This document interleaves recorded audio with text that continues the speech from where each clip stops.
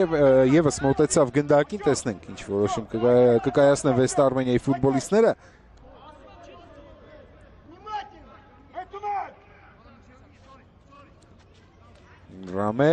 Դրամեն փոխանցում կատարեց, հեռացնում է գնդակը Սերգեյ Դոցենկոն։ Վայ Մուրադյան, Արտակ Եդիգարյան կարող է հակագրոհել Գանձասարը, առջևի գծում չկան թիմակիցներ և Եդիգարյանը չի կարողանում պահել գնդակը դաշտի սահմաններում։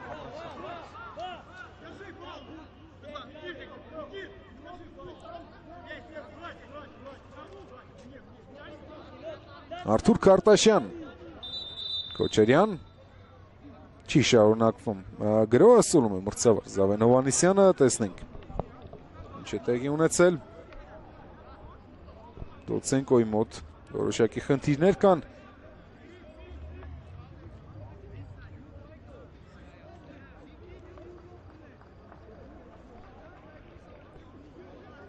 Եվ բժիշկների օգնության կարիքն է զգացվում։ Իսկ այս ընթացքում Այք Ոսկանյանը Վեստ Արմենիայի մարզչական շտաբի անդամը ցուցումներ է տալիս Աջի Դրամեին և Զախար Տարասենկոին, և գլխավոր մարզիչ Պատրիկ Պապյանը։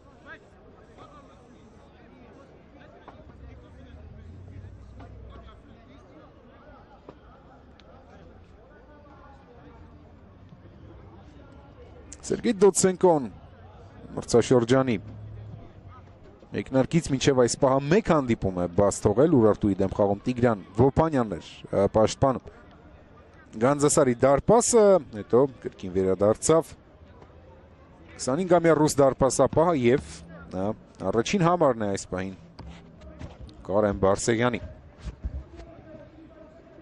Վարամ Աղսուդյանը ևս հատուկ ցուցումներ ստացավ, այս կիսապաշտպանը լավ տպավորություն է թողնում, 21 տարեկան է, նախորդ մրցաշրջանում էլ Վեստ Արմենիայում 12 հանդիպման մասնակցեց Ֆաստեքս Պրեմիեր լիգայում և այս կազմի առանցքային ֆուտբոլիստներից մեկն է ու դաշտի կենտրոնում նրա կատարած աշխատանքը բավականին համակրելի և հաճելի։ Ալեքս Ջունիոր Հեռացնում է գնդակը Ուսման Ֆայեն, Գանձասարի ֆուտբոլիստները դժվարանում են երկար պահել։ Գնդակը Վեստ Արմենիայի մոտ շատ ավելի լավ է ստացվում, Արամ Քոչարյան, Դրամե, Աջի Դրամե, վատ չէր մտածել, բայց Շունտոկանդան թույլ չտվեց Յուսուֆ Իբրահիմին փոխանցում ստանալ։ Իսկ այստեղ Ալեքսը հասնում է գնդակին, բրավո։ Ալեքսի համար շատ հետաքրքիր կարիերա ստացվեց, Գանձասար Կապան, Արարատ Արմենիա, հետո արտասահմանյան մի քանի այլ ակումբներում խաղաց ու կրկին վերադարձ և Վեստ Արմենիան է նրա հերթական ակումբը Հայաստանի առաջնություններում, Աջի Դրամե ինչ հնարավորություն է բաց թողնում։ Սա ամենալավ շանսն էր հանդիպման մեկնարկից մինչև այս պահը Վեստ Արմենիայի համար ու բավական լավ խաղարկեցին, Արամ Քոչարյանն է գնդակով, Տարասենկո, Իբրահիմ, կրկին Տարասենկո, տեսեք ինչ կոմբինացիա ստացվեց, Աջի Դրամեն չկարողացավ գրավել դարպասը։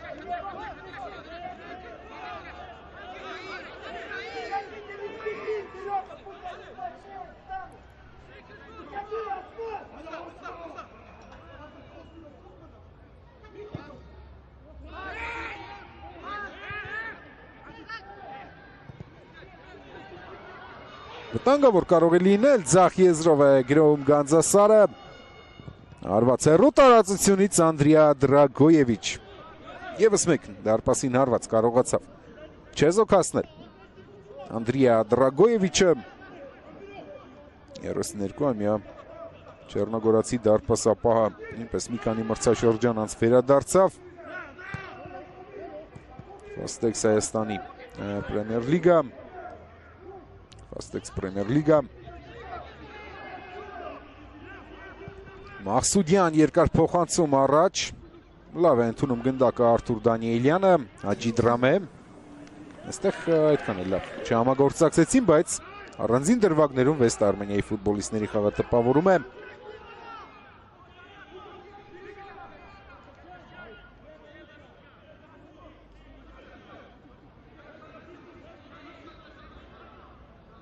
From Wawrinka, Dad points to his head. What a hold from Flavio Caboli. Will Stan Wawrinka get a better opportunity than that?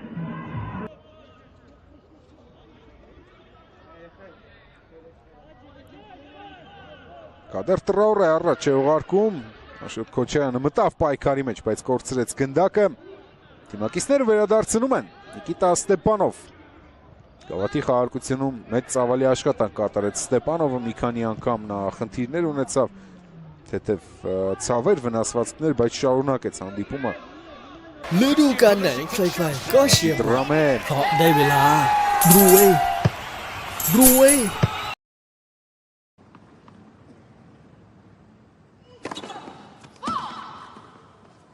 แหมหลอกได้สำเร็จแล้วนะครับยืนฉีกออกไปแล้วหลอกเสิร์ฟเข้ากลางครับแต่ว่ายังหลุด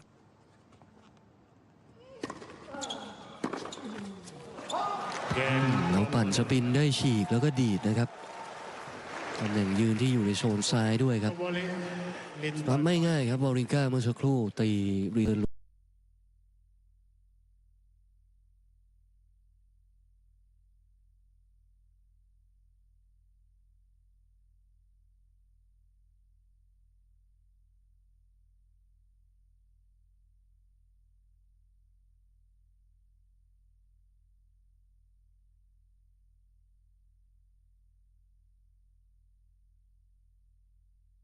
He goes to the inside, and Verstappen takes the lead. Late move from Lando Norris. Lewis Hamilton takes second place. Max Verstappen sees the checkered flag. He wins the US Grand Prix.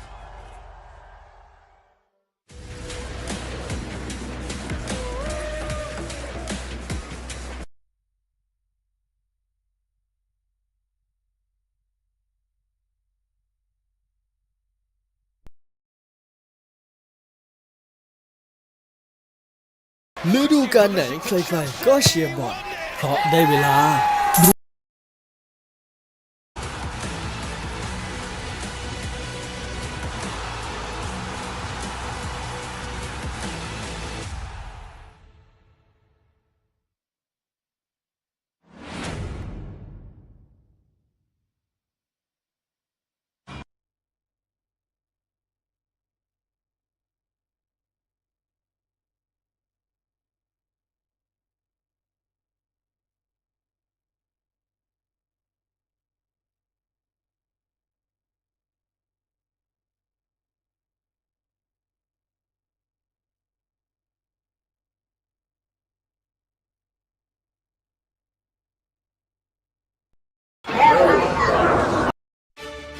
ยูฟ่าซีดในวันนี้ขออนุญาตถอดนะคะ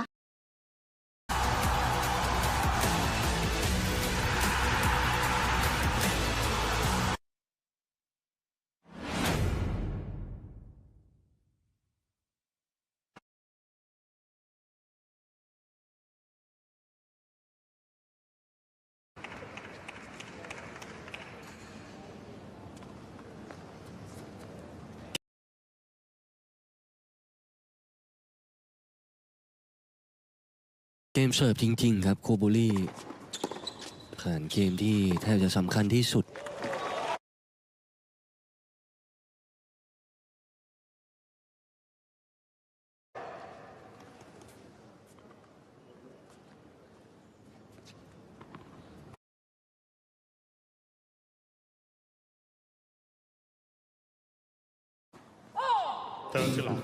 ยังหลุดนิดเดียวครับ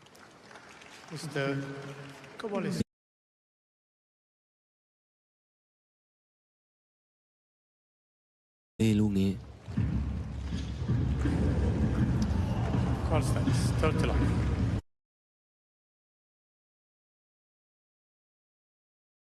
ฤดูกาล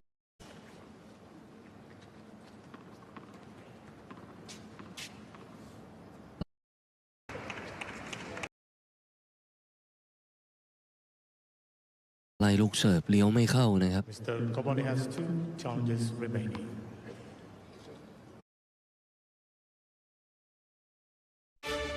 ยูฟ่าซีดนิววันนี้ ขออนุญาตถอดนะคะ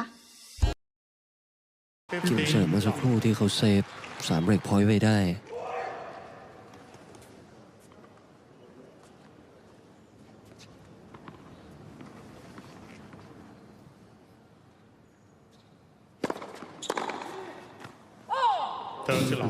ยังหลุดนิดเดียวครับ Mr. Kabali is trying to call the left near sideline. The ball scored out. ยังขอเช็คหน่อยครับโคบูลี่ลูกนี้ Call stands 30 line.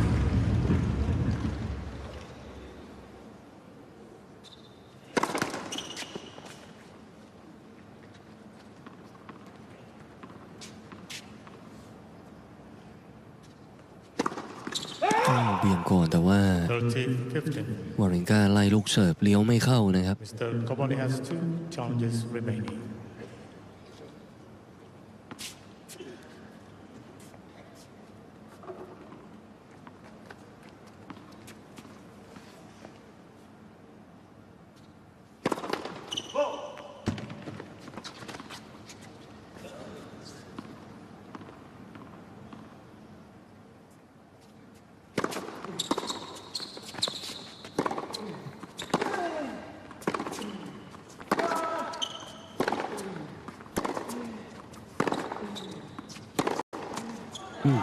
นิดเดียวครับโคบูลี่ 40-15. ตีเสร็จแล้วเสียดายว่าพลาดติดเน็ตไปนะครับ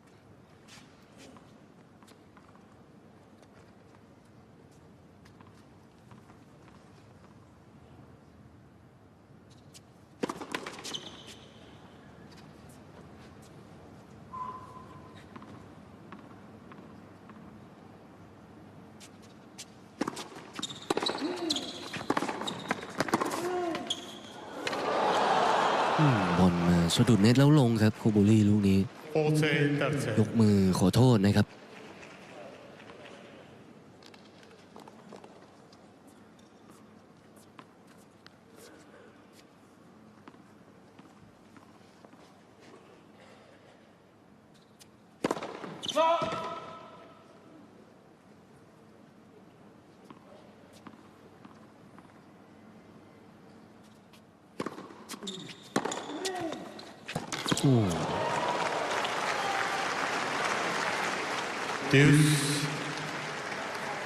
ยิงขนานเส้นก่อนเลยครับถอยไปรีเทิร์นไกลนะครับโคบูลี่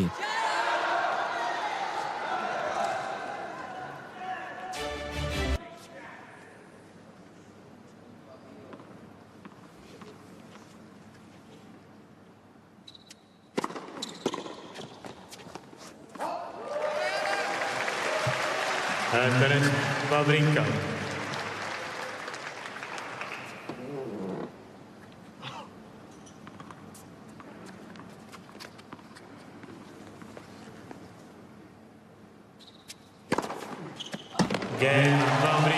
มาเสิร์ฟเอสอีกครั้งครับวอริงกา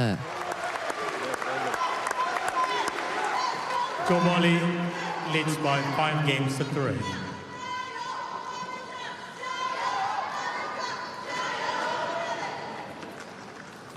ยังต้องระมัดระวังครับโคบูลี่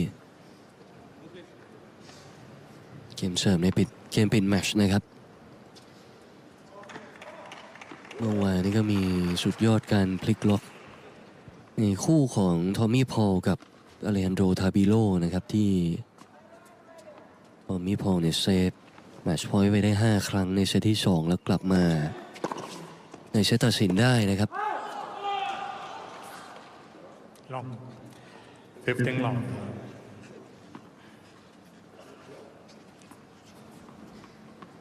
เหมือนสิทธิ์ชาเลนจ์หมดไปแล้วด้วยครับวอริงกาเหมือนสิทธิ์ชาเลนจ์หมดไปแล้วด้วยครับวอริงกาโอ้บอลลงด้วย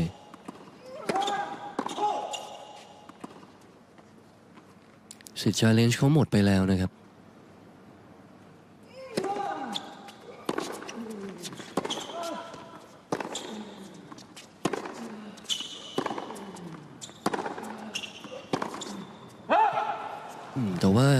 เปิด2แต้มแรกไปก่อนครับ 30 love. นี่ครับสแตนเหลือ0แล้วนะครับโอเบอรี่ยังเหลือ2ครั้งนะครับชาเลนจ์เมื่อสักครู่นี้เชื่อว่าถ้าเหลือวาริงก้าขอแน่นอนนะครับบอลยังเกี่ยวเส้นหลัง 40 love. กลายเป็นว่าทางนี้นี่เดินเครื่องอย่างเดียวเลย3แมตช์พอยต์แล้วครับ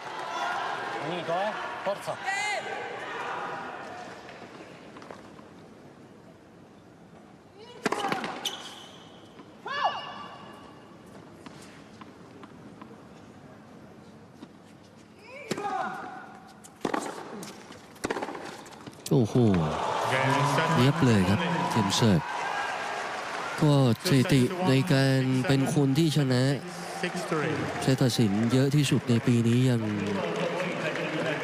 เชื่อถือได้จริงๆครับโคโบลีชนะเซตตัดสินเป็นแมตช์ที่18นะครับเยอะที่สุดใน ATP ทัวร์ในปี 2024 ปีนี้ครับ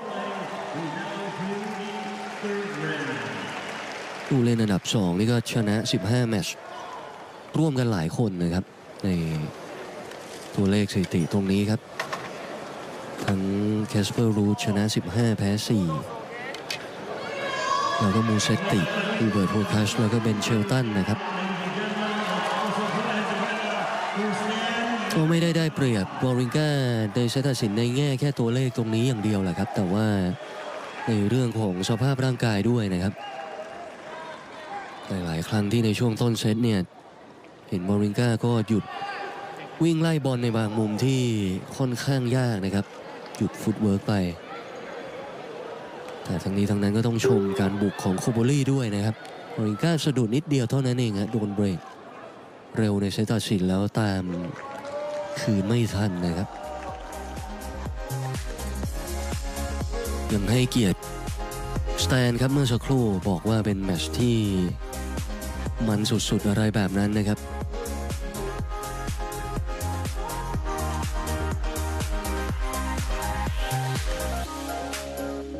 ตีเสียน้อยกว่าพอสมควรนะครับโคโบลีวันนี้สแตนหาวินเนอร์ได้สูสีกับรุ่นน้องเลยครับแต่ว่าความแน่นอนยังเป็นของโคโบลีวันนี้จุดหนึ่งวาริงก้าขึ้นหน้าไม่น้อยนะครับ23ครั้งตัวเลขอันรีเทิร์นเสิร์ฟเนี่ยเยอะกว่าด้วยแล้วก็เปอร์เซ็นต์เสิร์ฟแรกเนี่ยมาหย่อนในเซตที่3หน่อยอะครับเซตแรกกับเซตที่2เนี่ยทำได้ค่อนข้างดีนะครับในส่วนของการเสิร์ฟแรกยังตีแรงกว่าโคโบลี่อยู่เลยนะครับทั้งโฟแล้วก็แบ็คสปีดเฉลี่ยของวาริงก้านะครับวันนี้มีเบรกพอยต์3ครั้งที่เกิดขึ้นในเกมเดียวครับช่วงจุดเปลี่ยนในเซตที่3ที่โคโบลี่เกือบโดนเบรกคืนนะครับแต่สุดท้ายยังเอาตัวรอดตรงนั้นไปได้นี่ก็เป็นแทบจะเป็นฮึบสุดท้ายของวาริงก้าแล้วครับที่แบบพลิกเกมกลับมานะครับโคโบลี่สุดท้ายโฮเกมเสิร์ฟต่อได้หมด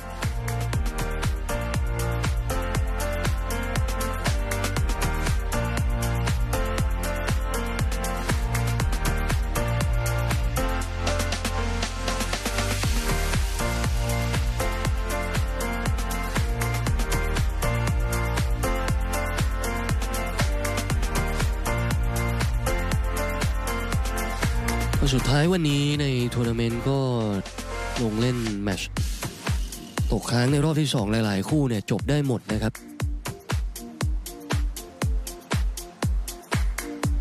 แต่ว่าเป็นวันที่ต้องดึงเอาคอร์ดสำรองที่ไม่ได้เป็นคอร์ดหลักที่ใช้ในการแข่งขันขนาดนั้นเนี่ยแต่ว่าเป็นคอร์ดอินดอร์นะครับอีก2คอร์ดเข้ามาร่วมแบ่งเบาภาระออเดอร์ที่ค้างไว้ด้วยนะครับ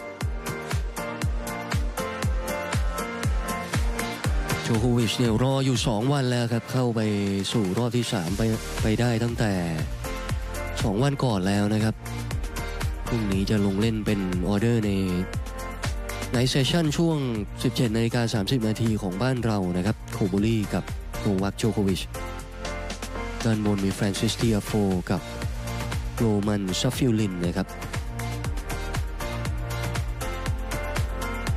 จบวันนี้ไปฟังเสียงของโคโบลี่กันหน่อยครับ Well, Flavio, huge congratulations. What a fight that was. I reckon when Stan won Roland Garros, you would have been about 13, something like that. He must have been a big presence in your life growing up. Yeah, of course, he's he's a legend of our sports, and it was a pleasure to play with Stan in this court.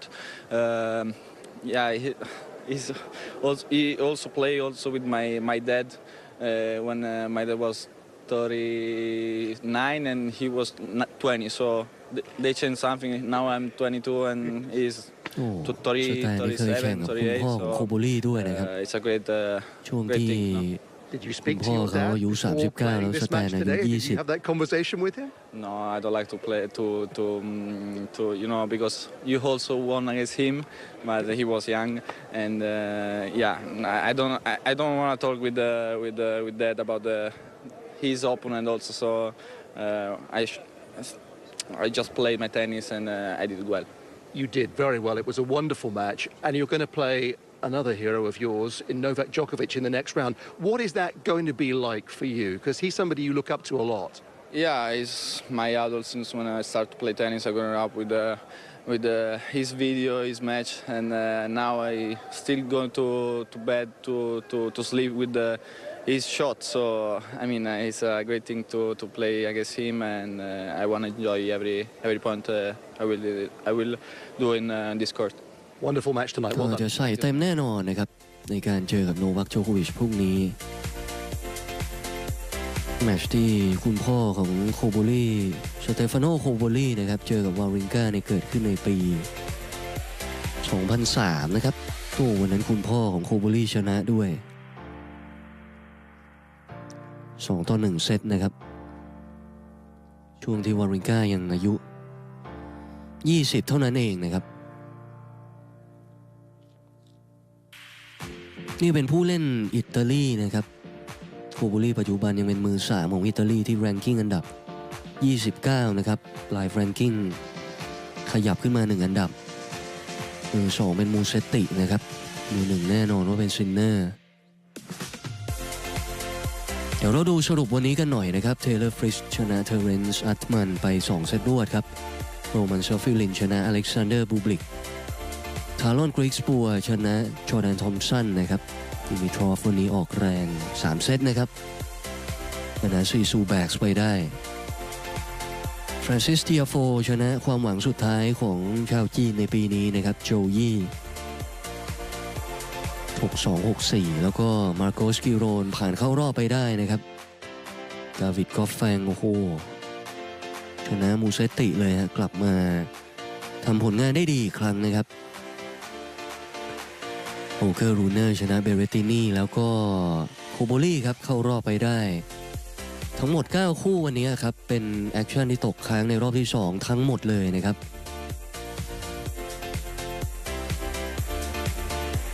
สเตเดียมคอร์ตในวันพรุ่งนี้จะสตาร์ทด้วยสเตฟานอสซิตซิปาสกับอเล็กซานเดรมูลเลอร์ในช่วง 11:30 ของบ้านเราเหมือนเดิมนะครับคู่ที่2เนี่ยเป็นเทย์เลอร์ฟริชกับโยสุเกะวาตานุกิโคโบลี่เจอโจโควิชในช่วงไม่ก่อน 5:30 นะครับตรงกับช่วง 6:30 ที่เซี่ยงไฮ้ก่อนจะปิดด้วยอเล็กซานเดอร์สเวเรฟกับทารอนกริกสปัวนะครับในคู่สุดท้ายท็อปซีดอย่างโจโควิชกับสเวเรฟยังกลับมาลงเล่นอีกครั้งนะครับในวันพรุ่งนี้ซินเนอร์กับอัลคาราซยังได้พักนะครับโชว์ขอ3เป็นกายงมงฟิสเจอกับทูโกอุมแบร์ก่อนนะครับอเล็กซี่พอปิรินกับกริกอร์ดิมิทรอฟยูรีเลเฮชกากับโคเกอร์รูเนอร์ในคู่ที่3นะครับแล้วก็ดาวิดกอฟแฟงกับมาโกสกิโรนนะครับไม่แน่ใจว่าจะได้เล่นหรือเปล่านะครับการเล่นในคอร์ตทางด้านนอกแต่ไม่ได้ใช้เลยนะครับกับสัปดาห์นี้ที่ฝนรบกวนหนักแกรนด์สแตน2นะครับมีออเดอร์คร่าวๆใน3คู่ฮะยาคูบเมนซิกกับอเล็กซานเดอร์เชฟเชนโกก็ ก็สตาร์ทพร้อมกันเลยนะครับในช่วง 11 โมงครึ่งของบ้านเราแล้วก็มีโรเบโต กาบาเยส ไบน่ากับเบนเชลตันนะครับอีกคู่หนึ่งเป็นโรมัน ซัฟฟิลินกับมือวางอันดับ 13 ชาวอเมริกันครับ ฟรานซิส ทิอาโฟนะครับจบหมดแล้วครับการถ่ายทอดสดในวันนี้นะครับต้องขออนุญาตลาท่านผู้ชมด้วยภาพบรรยากาศจากเซี่ยงไฮ้ในค่ำคืนวันนี้ครับวันนี้ผมสรวิทย์ แก้ววงศ์วัฒนาและทีมงาน True Vision ขอบคุณท่านผู้ชมสำหรับการติดตามในวันนี้นะครับสวัสดีครับ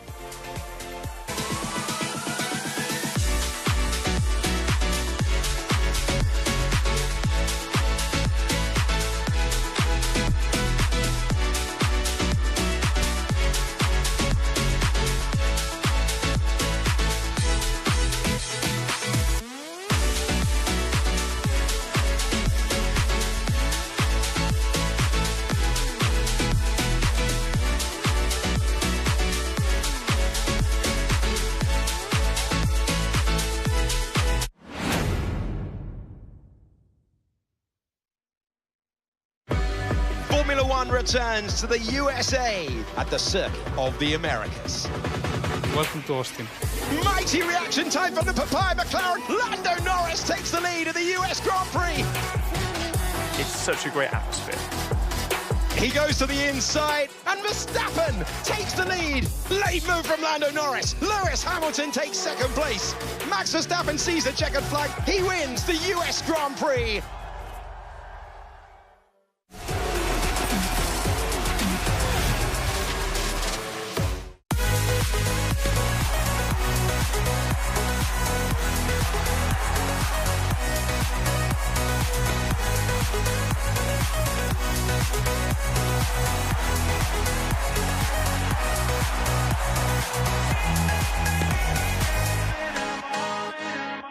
First two. Ladies and gentlemen, continuation of a rain-delayed match. Fritz leads 4-3. Starting half an hour earlier today as well. Terence Atman to serve, ready. French lefty will get us on going.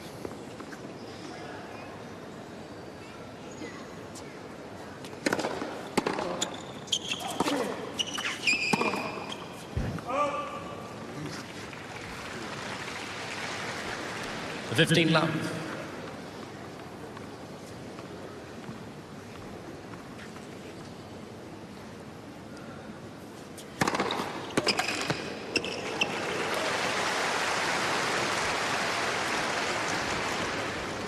Nice motion on that serve.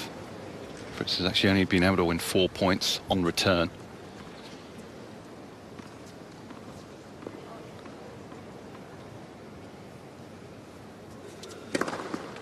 See why. Like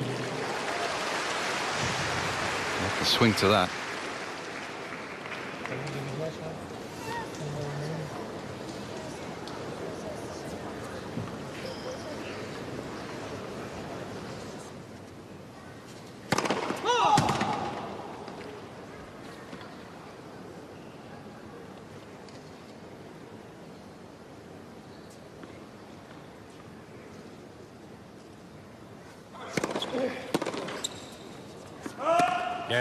Atman. Yeah, that's just the start he wanted.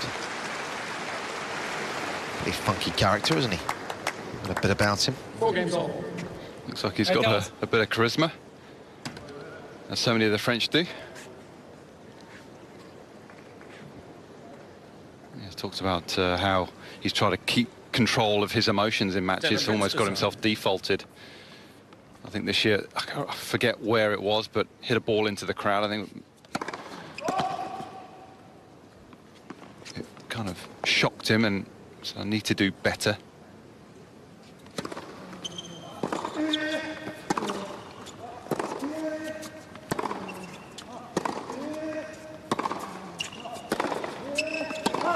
$15 love. I want to say it may have happened at the French Open, actually. The first half of the year, he started playing a lot of tour-level events, did Atman.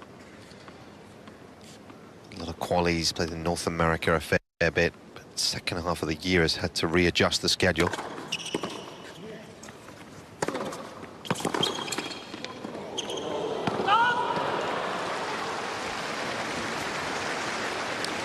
15-all.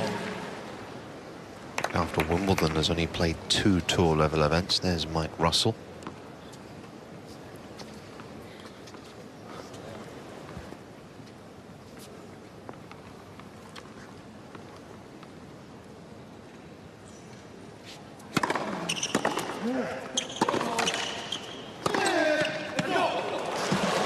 Yes, saw some space and exploited it well. 15-30.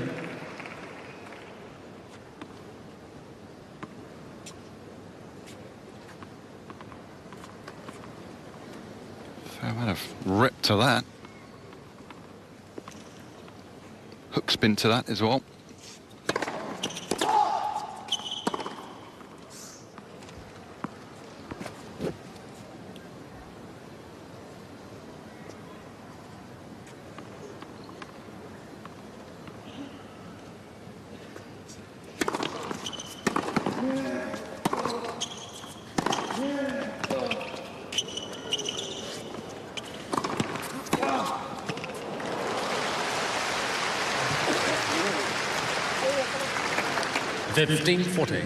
Fritz is in trouble already here. Richmond's come out to play.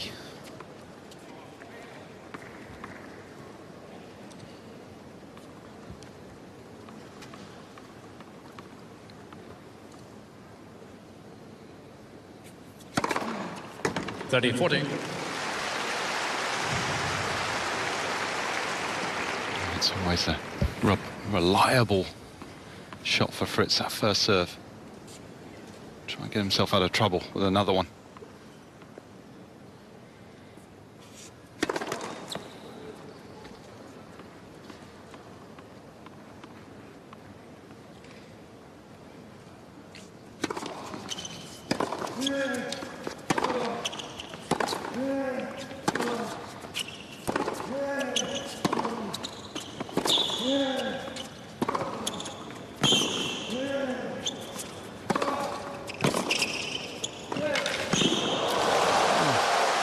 Looked a bit ungainly, but he got it done.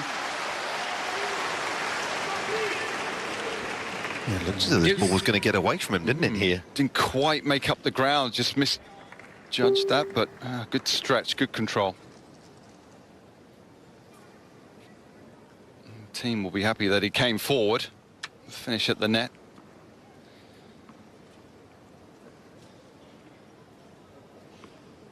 It's been a discussion point around his game, isn't it? Certainly been encouraged to try and look for those chances.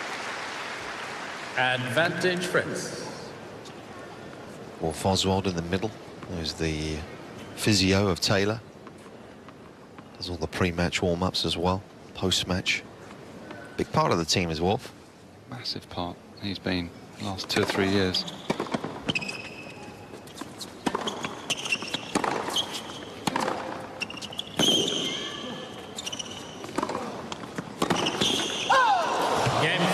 Mr. Atman challenging the call. Frenchman's pretty confident he's made this. I'm not sure he has, personally. Don't think it was quite enough bend to it. Ball stand. A bit of a bluff there. Game Fritz. Fritz leads 5-4. Mr. Atman has 1 challenge remaining. Big game to get through early on for Fritz as he holds on to his lead.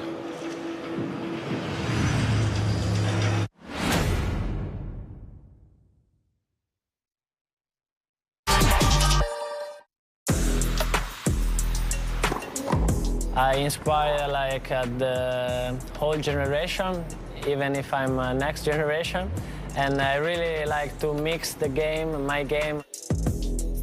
Where's this retro game style come from? I don't know. I was born with the one-handed backhand, and it was really natural for me since I was a kid. I'm always in a good mood. Italians are always like this. We love to have fun, to play jokes, but of course in the core we are focused. Simply stunning from Lorenzo Musetti. Come on. School was like the second plan and not the first. I think probably at the age of 11, 12, I started to think like being a professional player. My goals for my career is to win a slam. not an easy goal, but I mean it's a dream more than a goal.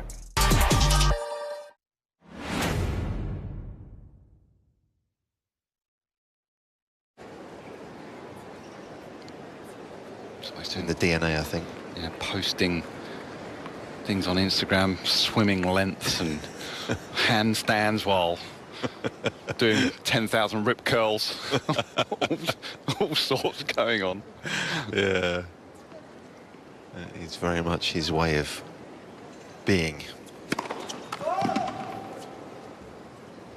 Never lose it, I guess.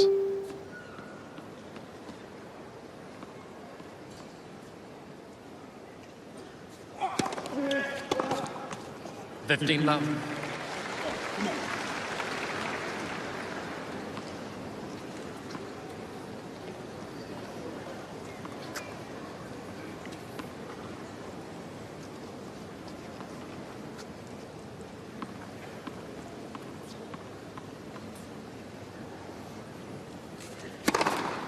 Love.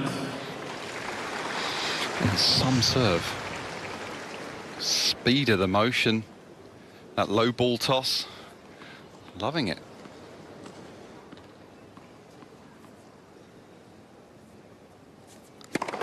Let's for serve. Yeah, he'll have served twice in 3 wins here so far this week.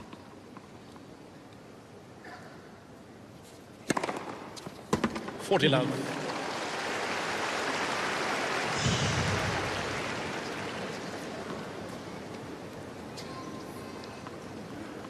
Yeah, it's even in slow motion it'll look pretty quick, but yeah, I love the way he gets into that position very quickly, and the drive with the legs there.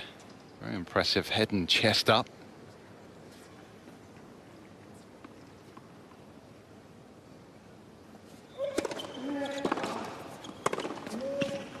Game. How's that for a combination?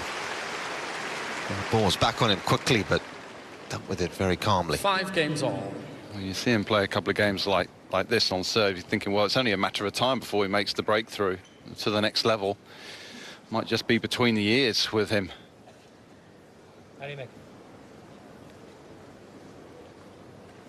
He played the challenger here a few weeks ago. Lost to the eventual winner in the second round, did Atman.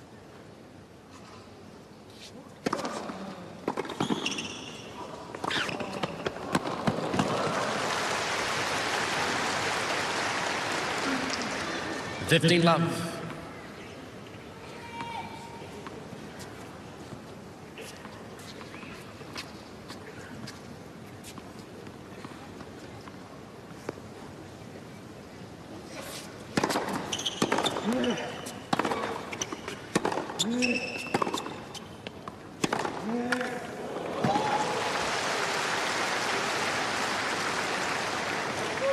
All.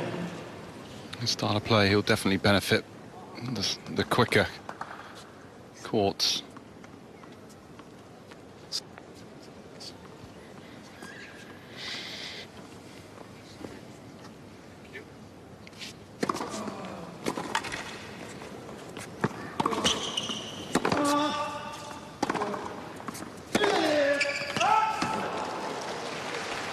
Just came out of that shot a bit early. 30-15.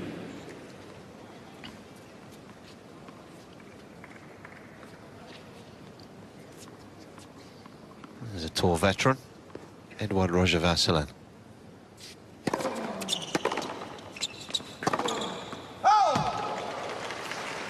Mr. Fritz challenging the call.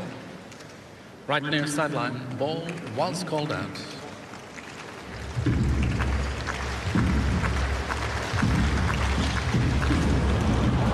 Ball stand.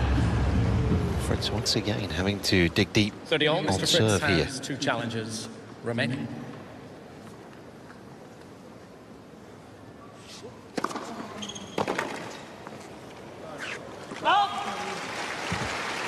Great serve, isn't it, when you've got a returner that's going to sit that far back. There's a big angle to expose. Shorter the better, spinnier the better. Yeah, and he's got a fair bit of movement on that serve.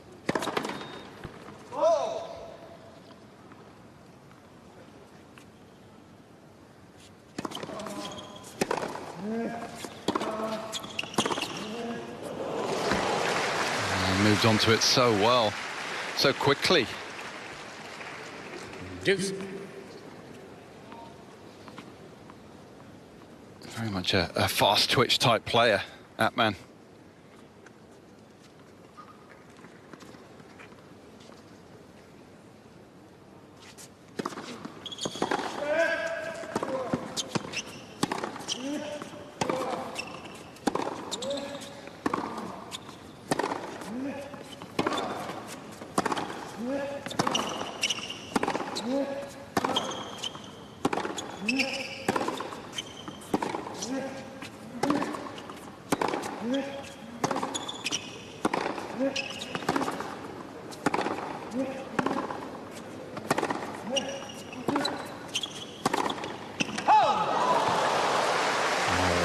Who's going to take the first chance in the rally? Frenchman made it, but he's just missed its mark. This is good stuff. Putting cat and mouse going on out there as well with the return to serve from Atman. Like the fact he moved over there just to show for it. So I'm covering it. I'm onto you. I know where you're serving, but then move back. Don't see that enough from players. A lot of them just stand there and just continue to get beaten.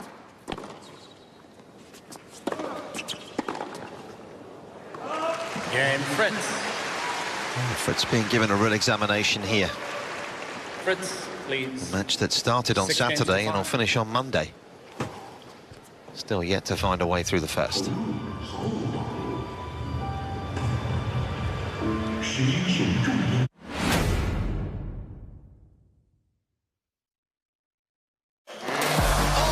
can you believe this? It's another sublime performance.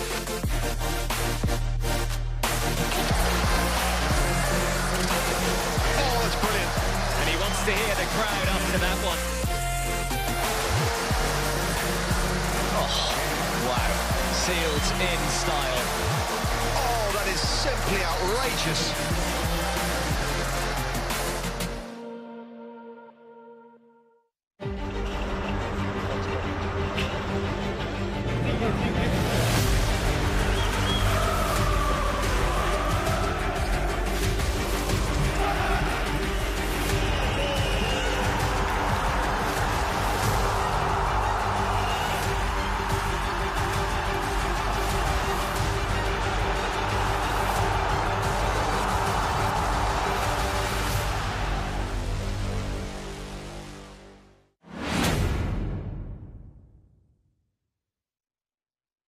Time. Yeah, it's supposed to be like this all day again. Just this sort of low-hanging cloud. It's like a mist in the air, and the courts just don't dry when it's like that.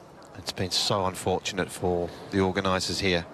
Hearing it's getting cold as well, so that doesn't help.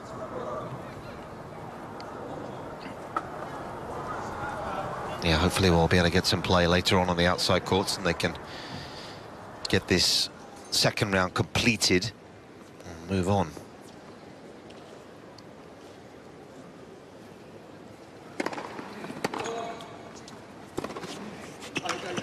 Yeah, trying to think back, weren't we? The last Masters 1000 outdoor event that they had to put matches on indoors. I don't think I can think of any, actually. It's happening today here. 4 matches, 4 second round matches going indoors.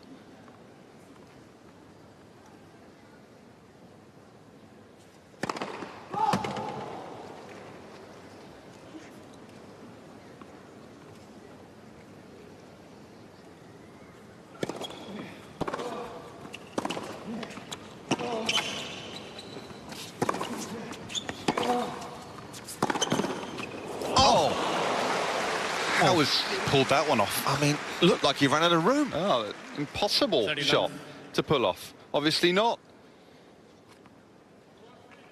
I guess that's the only way where he could go, really. He was so close to it. You can't go back inside out with that. Have to pull that one up the line, but what a strike. Clocked it. Yeah.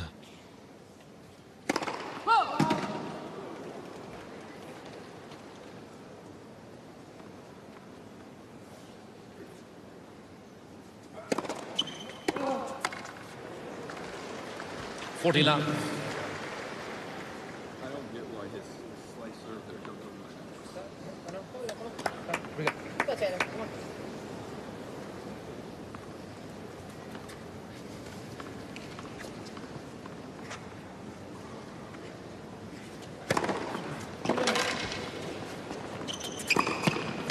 Game at man.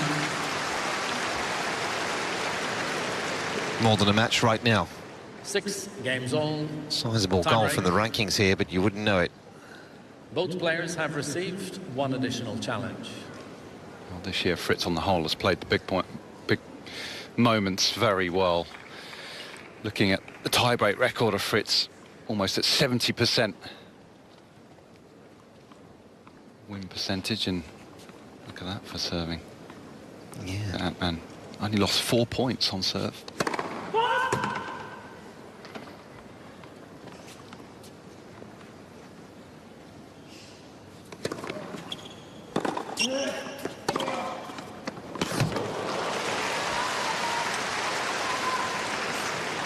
One zero. Fritz. Right here. Really lean on the sliders here. Come on. Yeah, a similar scenario yesterday with Tabilo against Tommy Paul. And American really struggled with the lefty serve for a set and a half.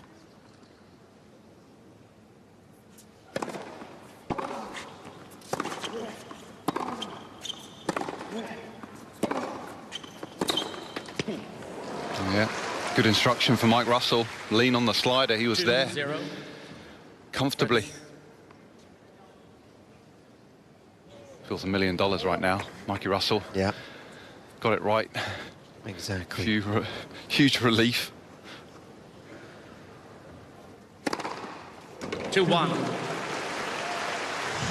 not sure there's a quicker motion out there in terms of the toss being as low as it is. Lloyd Harris is someone that jumps to mind. Of course, he's a righty, though, but...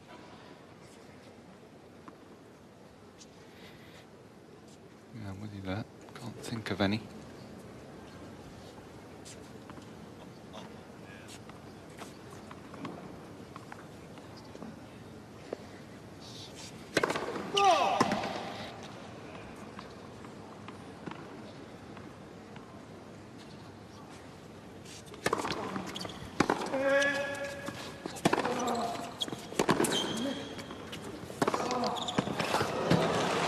He's caught the line. 3-1. Fritz.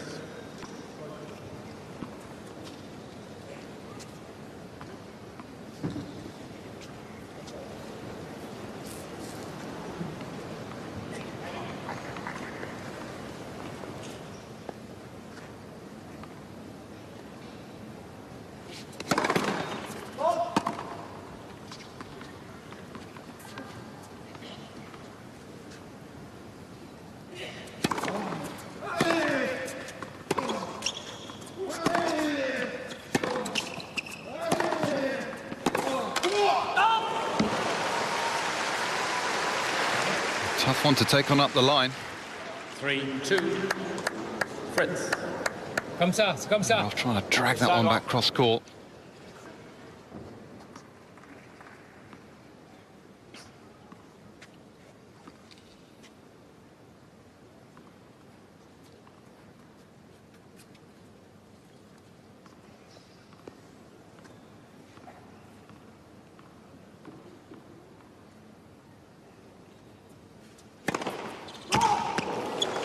Mr. Atman challenging the call. Right service line ball was called out.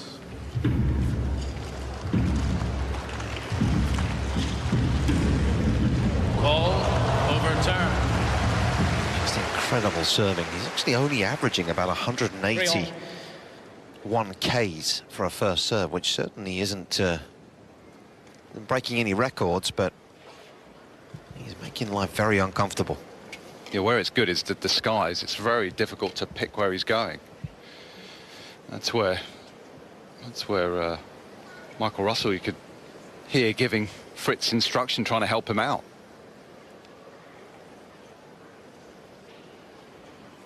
Yeah, it'd be interesting to get a look at the contact points of the serve. And look at just how consistent they are. Allez, champion. Allez. C'est bien. Allez. Super, Terence. Allez. Encore.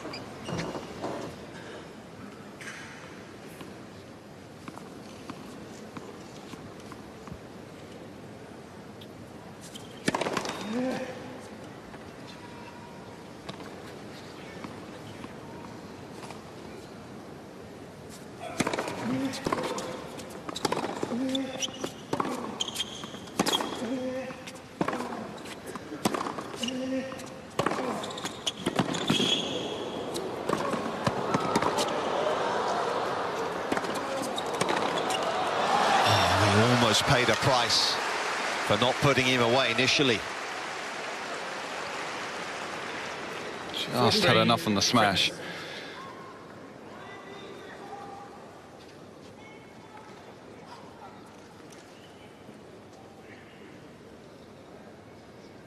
Got a bit of time there on the forehand. He took advantage.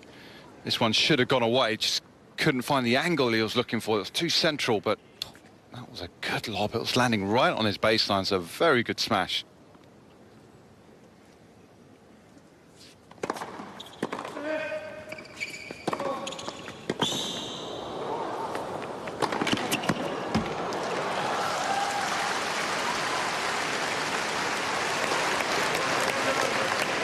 Five, 3, Fritz.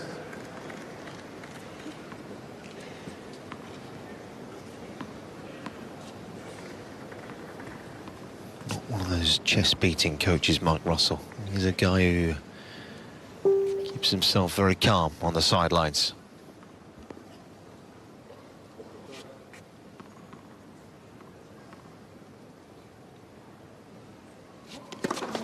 Let's first song.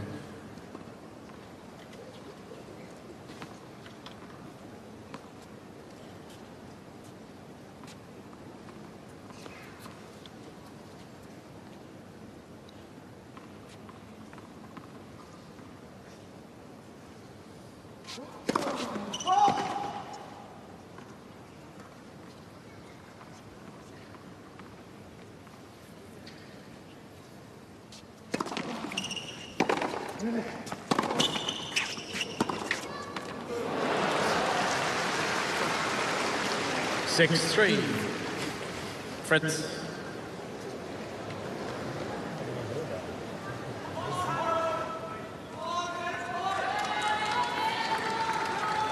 Frenchman has really contributed greatly this morning, but grave danger now of falling behind.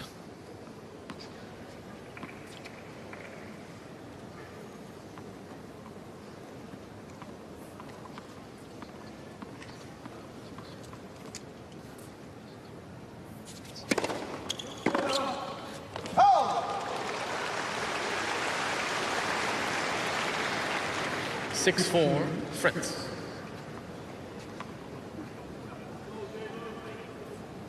I think the speed of the serve there took some pace out of it.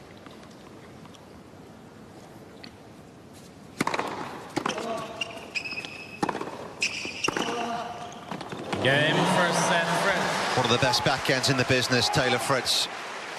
7 and games, it rescues what was a sticky situation there for some time in that set. The Americans in front.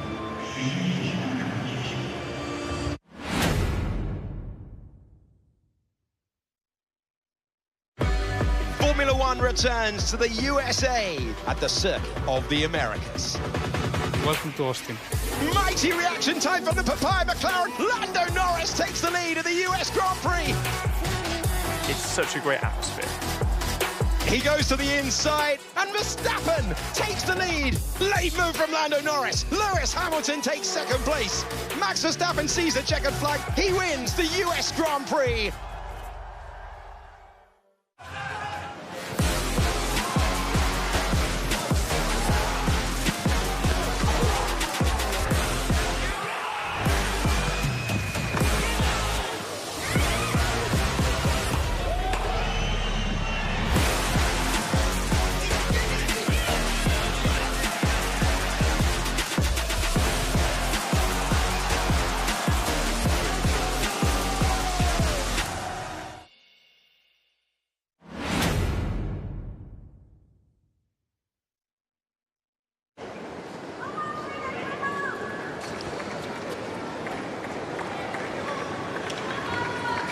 Rain's continuing to come down. Second set. Outside. Atman to serve. This event becoming almost exclusively indoors right now.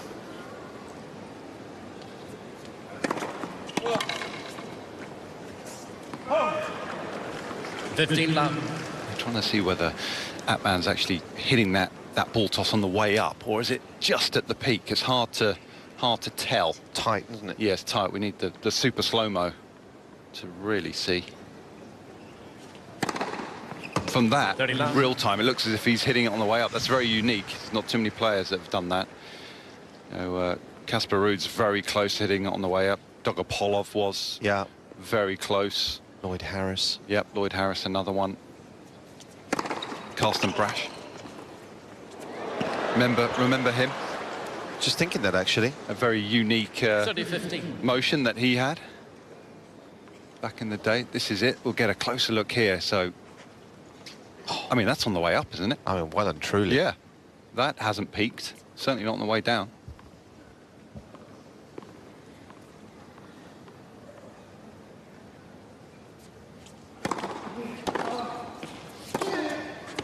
And that's something that you wouldn't teach as a coach. No. You'd teach, get the ball up, let it drop a bit, and then you're going up to drive up. That's the more kind of norm.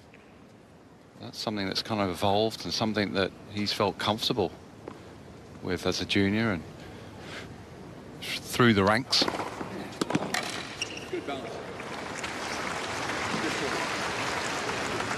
Just wonder how that impacts you as a returner then. How does that impact your split step? Yeah. First of all, quicker, you can't read it. You get so much of an idea of, as a returner, as you know, shaping of the body. You pick something, the way a player is setting up for a serve when they're about to strike the serve, but it's so quick that you can't. And his ball toss is very consistent as well. It's in the same spot.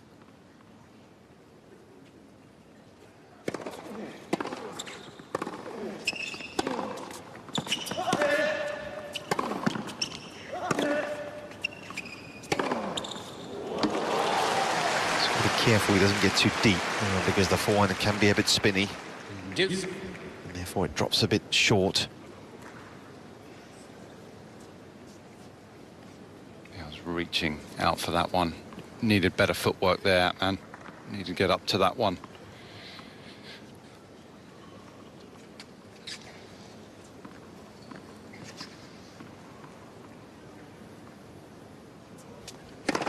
Oh my God, I didn't know. Advantage Atman.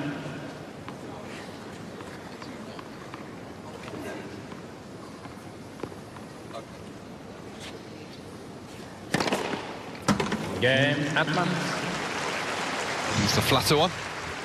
First game. Right in the corner. Second set.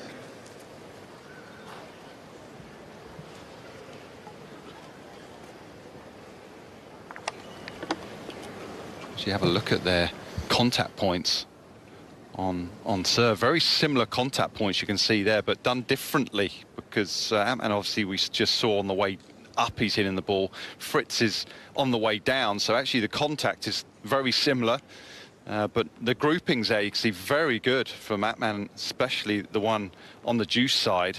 Very tight, tough to read, and a bit of a spread from Fritz actually on the ad side. You can see his ball toss. Tight on the right, but a few of those ball tosses on the left to the right. Yeah. 15 love. You struggle always to find the one out wide if you're trying to hit that ball if it's too far right of you. Yeah, that was a good grouping there, wasn't it, from the Frenchman, which obviously we talked about how difficult his serve is to manage and get a hold of, and that the reasons why.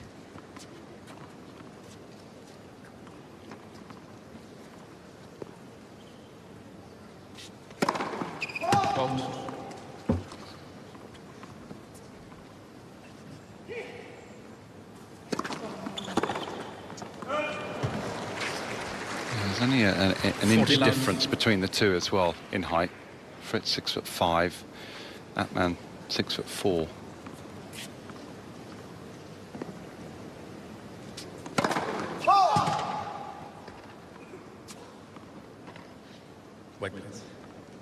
Fritz would be just a tiny bit higher on his contact, being an inch taller. Game, Fritz. 1 game all.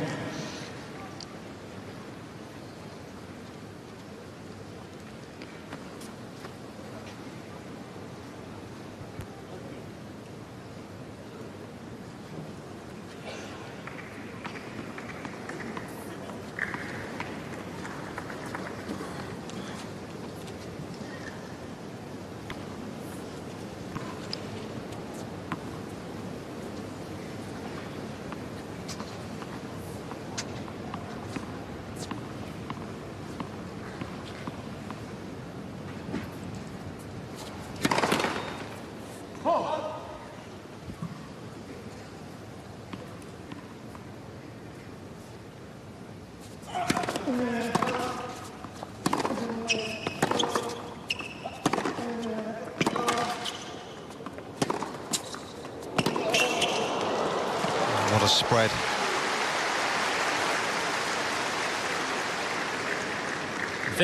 Such fast hands he has through the ball. Very wristy. He's got a nice combination of power, but also control because of the spin. Yeah.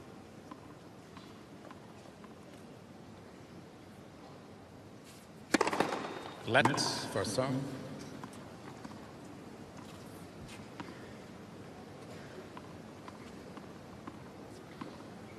Good idea of what Fritz has got to face here, coming at him.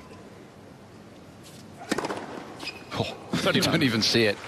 And this camera angle's further back from the court as well, so imagine that, up on the baseline. Split second to try and react.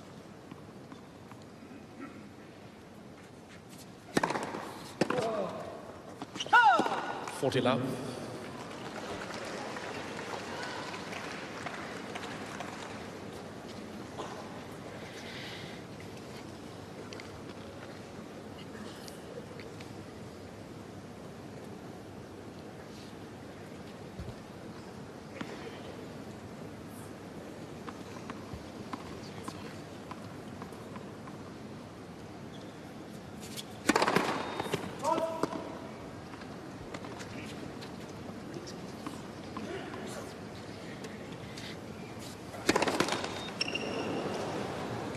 (40-15).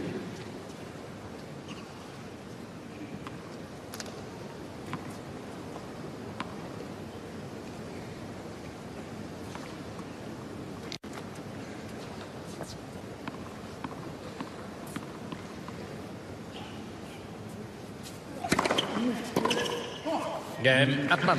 Still really confusing Fritz with the variety of the serve, the patterns. New balls, please. The Americans not really got a handle on things out here so far. 2-1.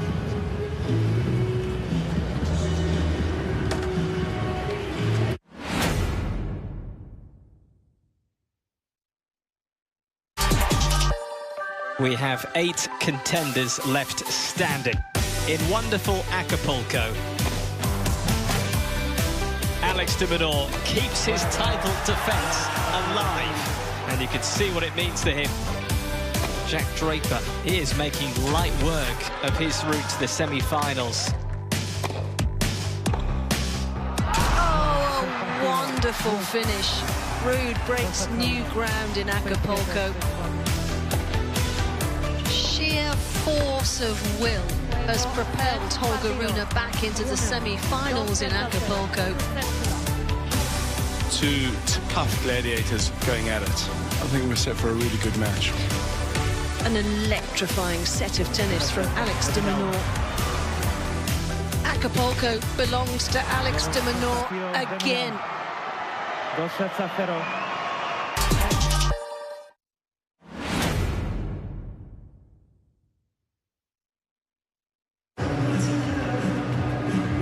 First here last year, beating Jordan Thompson, qualified. Eubanks and Massetti in Rome this year, and then got another win here. Very unusual, really. Jinquai, their seats quickly, please. For the bank balance there. Yeah, lovely. Yes, career prize money, $579,000 US. This year, he's picked up 371 of that. Jinquai, their seats, please. Good Gentlemen, year, take your seats, money-wise.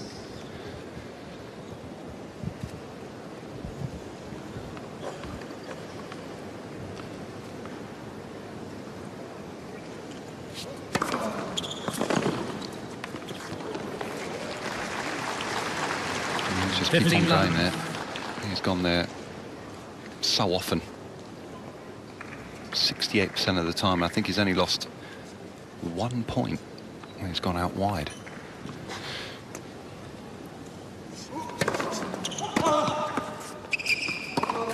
Oh! 15 all.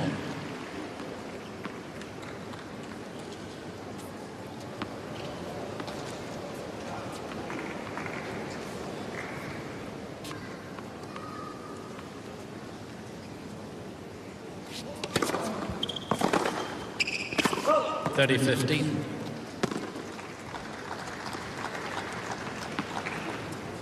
You referenced that incident at Roland Garros this year for Atman. It was actually against Sebastian Offner, wasn't it? It was in the fourth. He launched the ball into the crowd in frustration.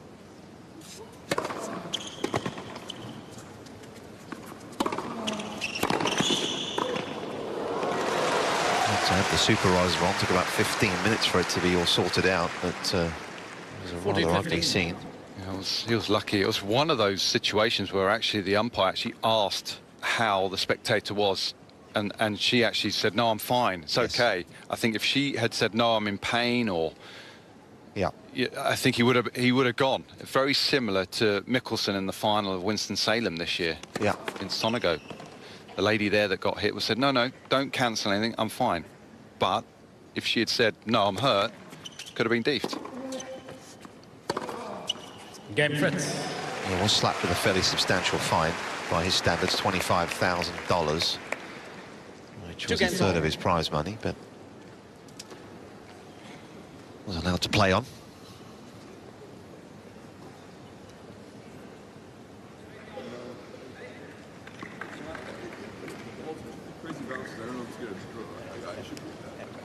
Here we go. Struggling with the bounce, struggling with the spin of the serve.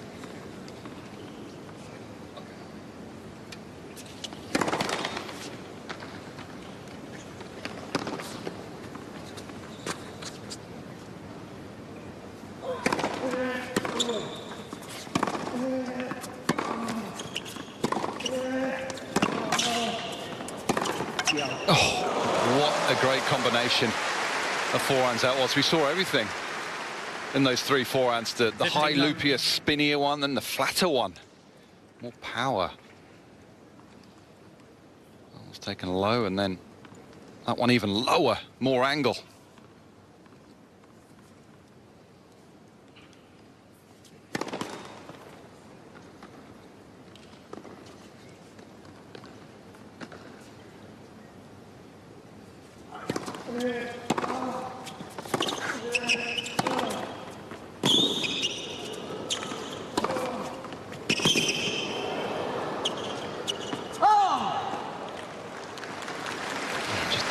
Do enough with his forehand up the line early in the rally, this guy. 15 all. Left himself a bit exposed. What are these numbers telling us? Yeah, I mean, this is actually what we were talking about, wasn't it? He's got the power. I mean, average top 50 speed. He's well up on that, but also take note of the spin there. More RPSs, gets control, but doesn't lack in power. Mr. Fritz challenging the call. It's a great combination. Right center service line ball was called in. Revs per second. Ball of return second serve.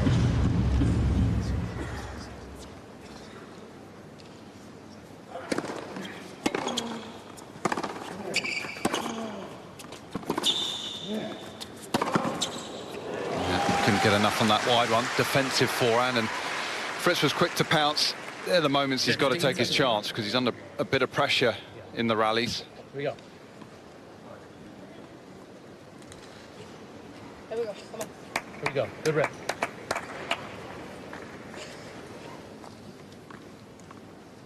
Too many long rallies, over 9 shots. 5-2 though in Fritz's favour.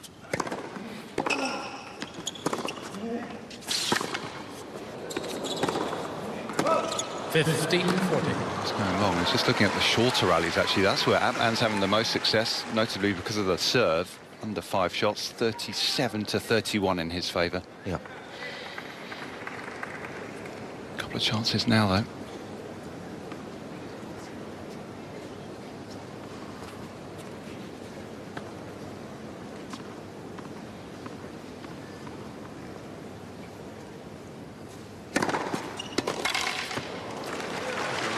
Mr. Fritz challenging the ball. Right center service line ball was called in. Yep. Call stand. Up. 30-40.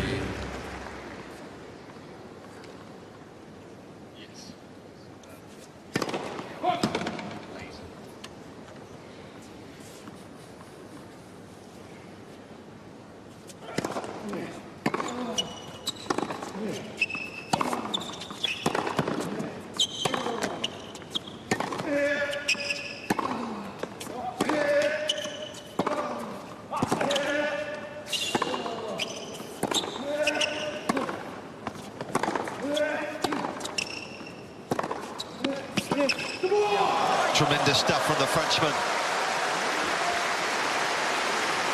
Have to admire what he's bringing out here right now. Those flatter backhands working well. Good counter-attacking from him. Yeah, just to give you a bit of context to the forehand spin rates, just been told that Arthur Feast this year is the highest average topspin forehand rate at 55, and Atman at 58, I think it was right now. So that gives you some nowhere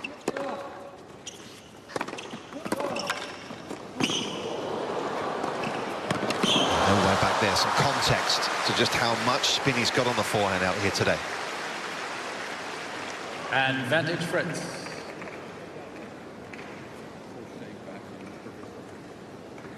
Trying to find the angle, but easy pickings for Fritz.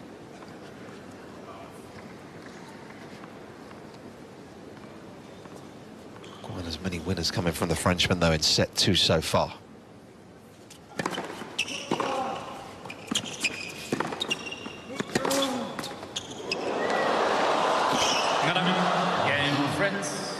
Fritz was apologising before the ball had bounced twice. 3 games, 2. Thought he wasn't going to be anywhere near it. Very cruel way to be broken. It's given Fritz, though, a set and a break advantage.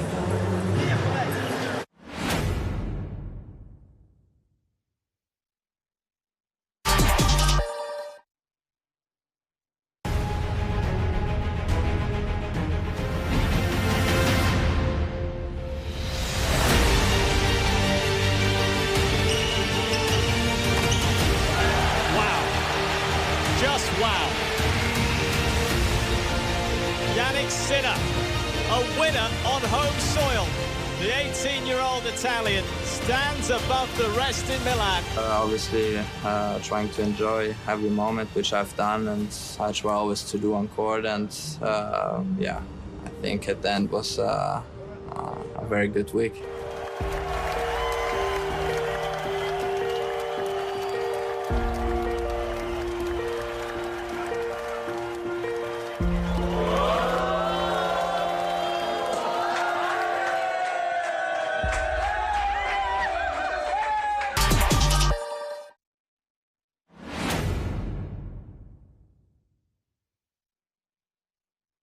American closing in on 50 wins again this year. Ended with 53 last season. That was the most of any individual year for Fritz.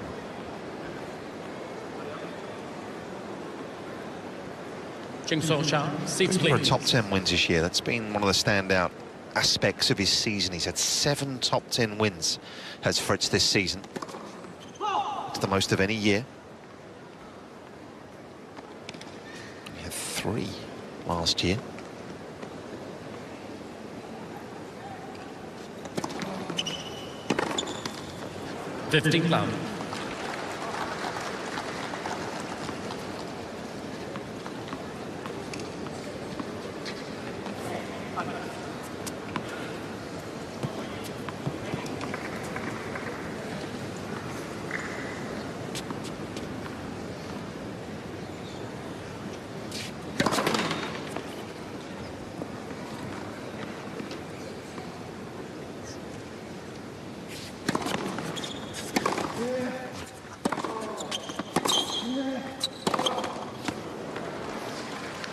Fifteen love. Feels like he's looked for his forehand a bit more this year as well. Wonder in years past whether that ball he would have just sat on the backhand, but just wonder this season whether he has looked for the forehand just a little bit more. Yeah, maybe a little bit more offensive. He's wanting to be off the forehand. As good as the backhand is, solid as it is, I think the forehand does so much of the damage.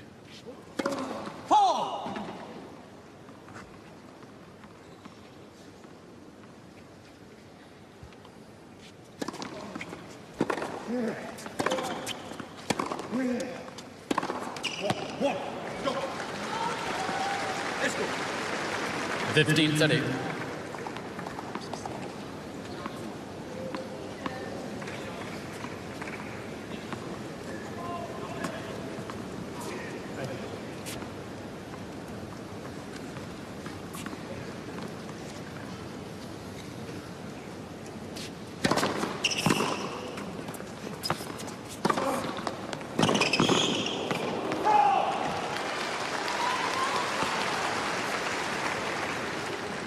Study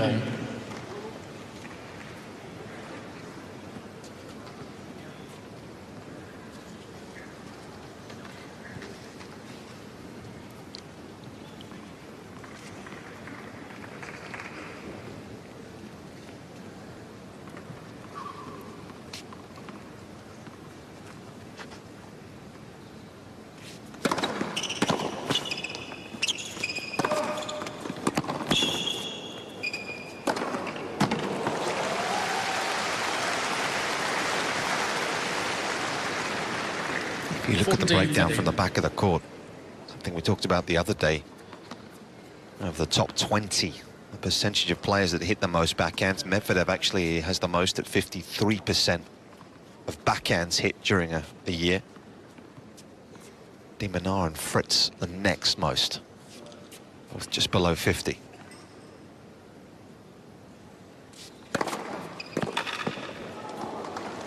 Game Fritz. Which certainly makes your life easier in terms of Fritz leads. You're more balanced. 2-2. Not giving as much court space away, are you? If you're hitting more backhands. Yeah, you're able to take a more central position, right? Yeah, in the court. I think because the backhand's very good, it's very solid. He absorbs pace well off it. There's not always that need, to get the forehand in play. But I think certainly if you've got time, if he has time, he's going to use that forehand. Absolutely. Yeah. Obviously, he thinks of the likes of someone like Berrettini, someone that does jump out, who does tend to.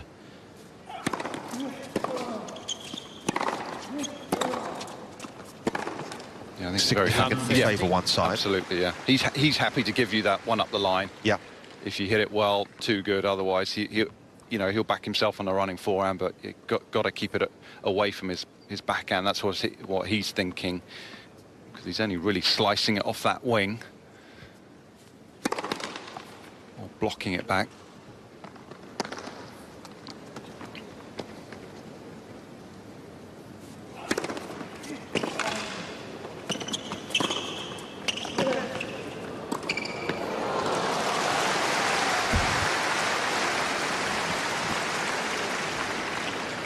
Another.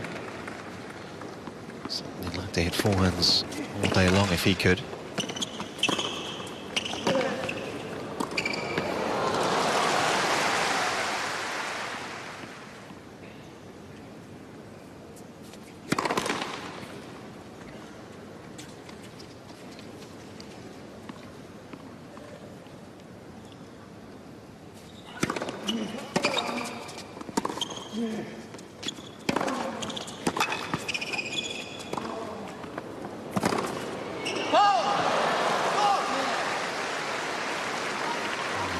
should have done better. 15 seconds. Plenty of time. He's got to try and keep this one close here. Danger of this one slipping away quickly.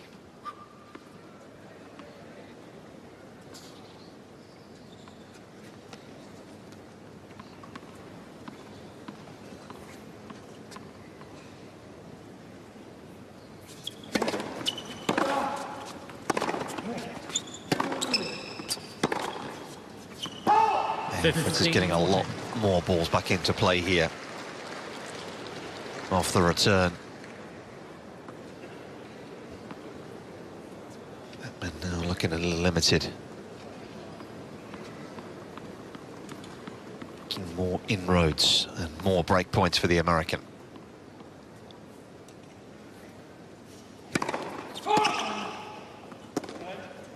And Mr. Atman challenging the call. Left service line ball was called out.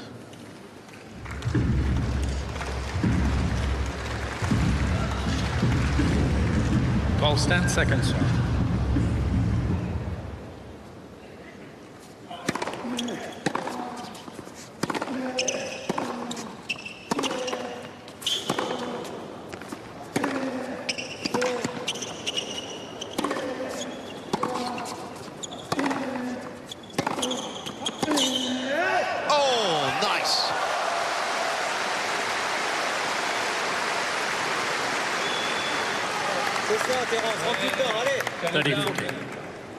Normally, you'd think he would be happy to take this one cross court, just to buy himself a bit of time, get it into the backhand and off the forehand, but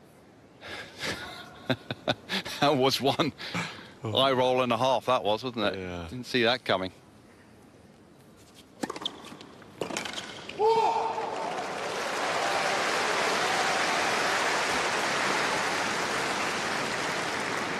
Deuce.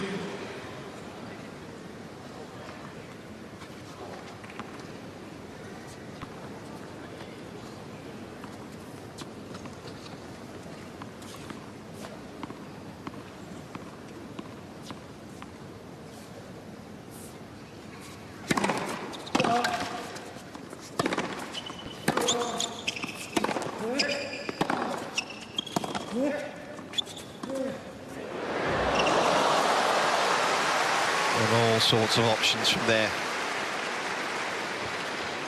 And Edman had no idea the drop shot was on its way. It's like to use the drop shot, Fritz. Well, surely now you feel as if he's got to cover the wide serve. The second set, Atman's gone wide over 70% of the time. Then that happens. That's too good. I'm sure he'd lay a racket on that. Yeah. Anyway. Ace number 11.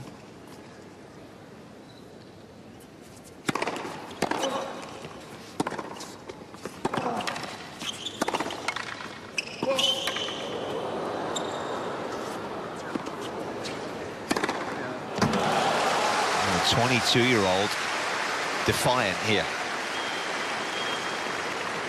Advantage Atman.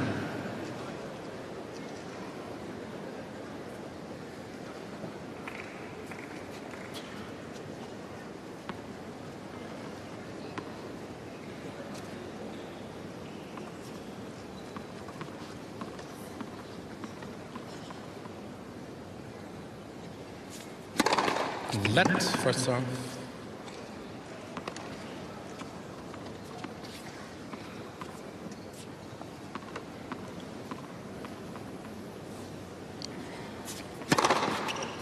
Game, Atman. Oh, bluffed him. Sent down the hammer. Holding on. Fritz leads. Keeping this competitive here.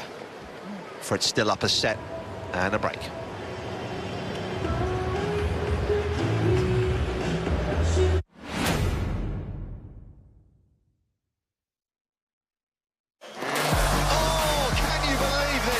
It's another sublime performance.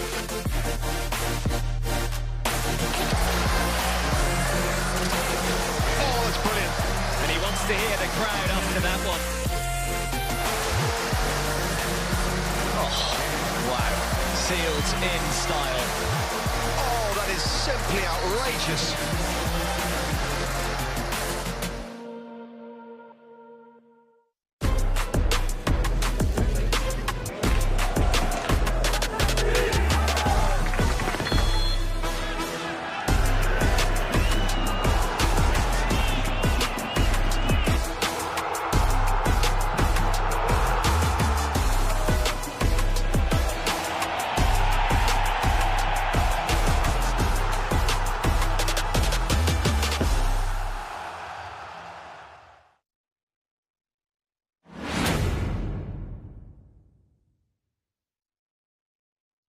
Time. Never really changed, has it? But they have 20 players now inside the top 200 to the French, which is more than the Italians, it's more than the Americans. Double check. Seats quickly, please. Confident in saying that's the most of any nation in terms of top 200 players.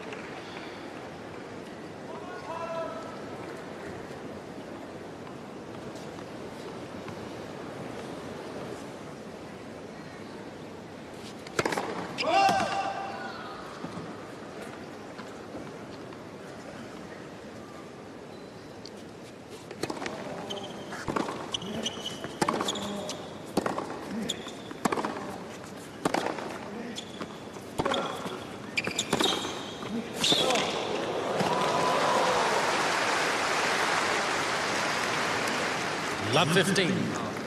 Luca Puy, of course, making a name for himself in the last couple of weeks. Thought at one point as though his career might be done. But he won the Challenger yesterday, didn't he? Yeah, he did. Yeah, great to see him playing so well again.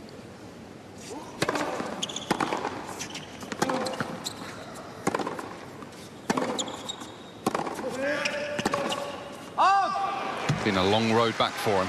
Puy. He won the Challenger in Milan Le Captif, I think is how you say it. Excuse my bad French. Oh, that's a brilliant accent. You had me convinced, mate. Don't worry about that. Beat Quentin Alice, who has lost for the second successive week in the Challenger final. Alice, excuse me, second successive week in a deep run. Oh, what's going on here? A couple of very deep returns, and Fred's not able to make the space for it.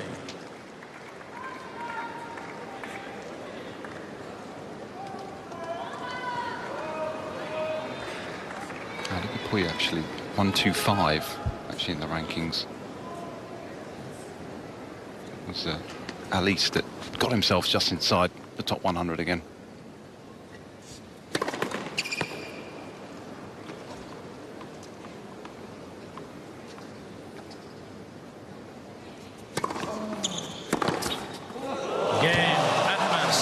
On the bounce, and you've got to love that. Enjoying the moment out here. Why wouldn't he? Oh, that was a seriously good game, capped off with a seriously good return, 153 kilometers an hour. That final stroke of the game, right back in it, and the importance of holding that last service game right there. It's as if the set was slipping away quickly.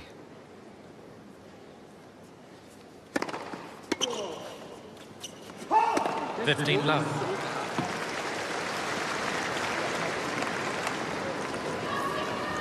Fight it off. Right here. Had some battles here last year, Fritz, didn't he?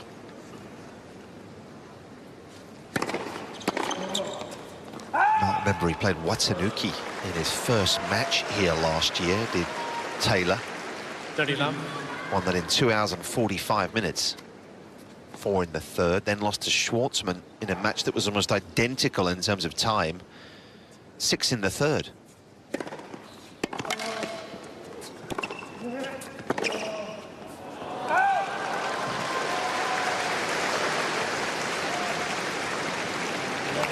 $40 love.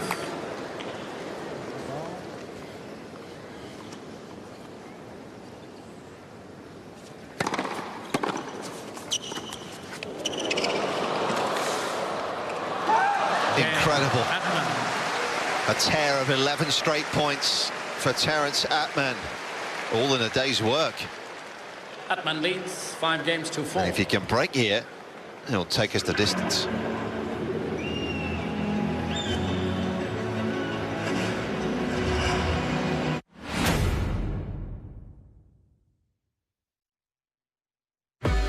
Formula One returns to the USA at the Circuit of the Americas. Welcome to Austin. Mighty reaction time from the Papaya McLaren. Lando Norris takes the lead of the US Grand Prix. It's such a great atmosphere. He goes to the inside, and Verstappen takes the lead. Late move from Lando Norris. Lewis Hamilton takes second place. Max Verstappen sees the checkered flag. He wins the US Grand Prix.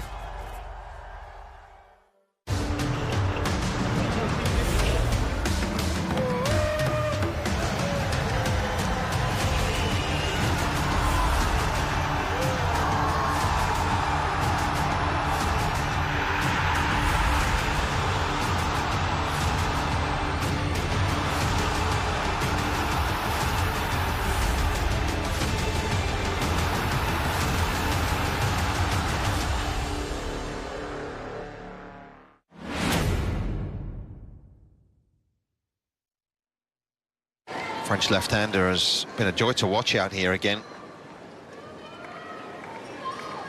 Won around here last year. Certainly seems to enjoy playing in these conditions here in Asia.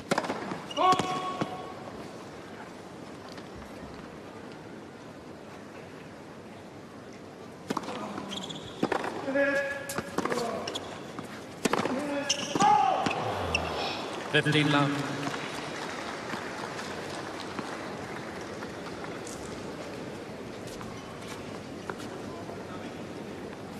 Able to stop the bleeding, the American.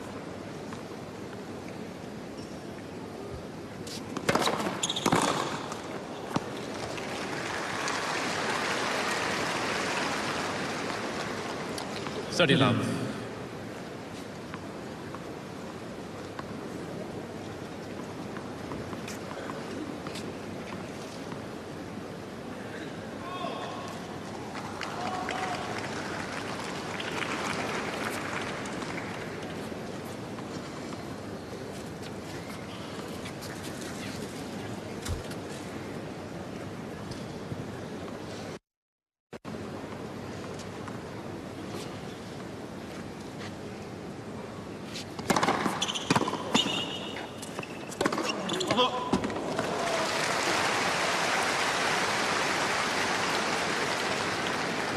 Love.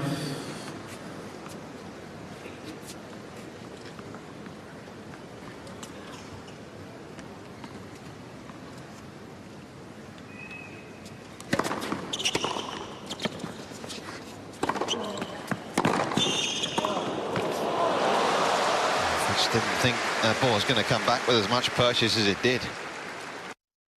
40-15. Avec la même pression, tous les points.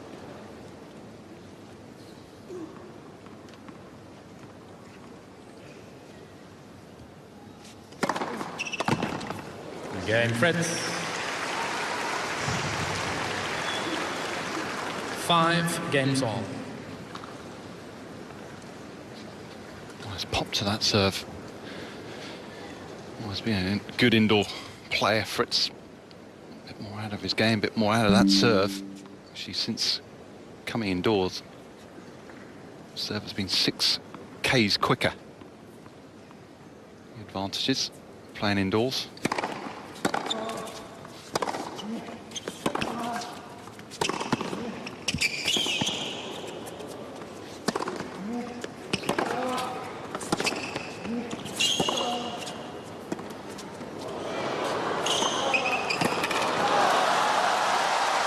Doing a shuttle drill there for a while. Didn't he cover the ground well, though? There's just been massive improvements in his movement over the years. Sometimes looks awkward, but he gets it done. Up the court well. 15 on.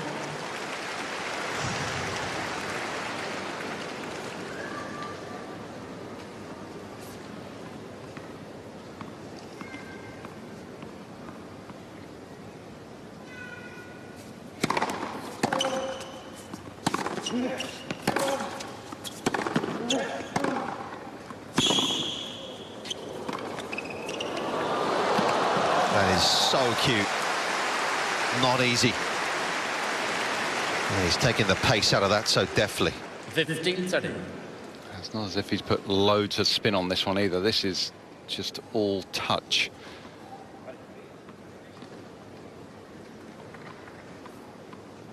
You put loads of side spins, a little bit, not a whole lot. Just had to keep that low.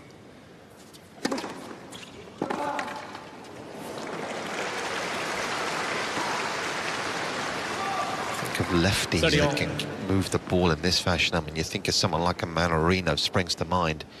Not too many southpaws able to get as much turn out of their serve as Mannarino is, but that man's up there.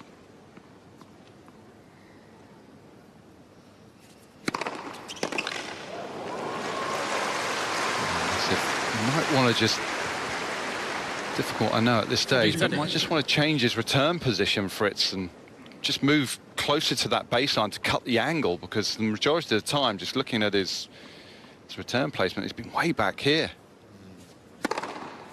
Bit of a conundrum for him, undoubtedly, right now. Could be a second successive tiebreak on the cards.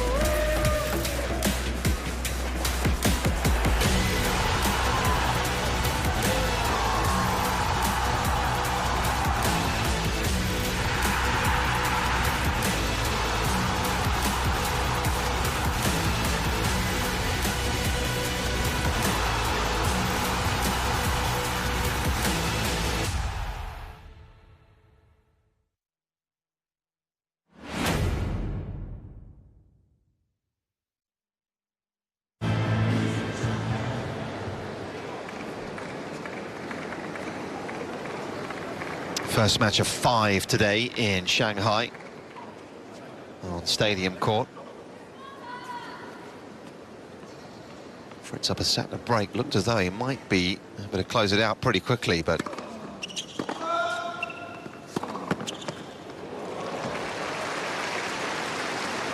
need to go the extra yard here.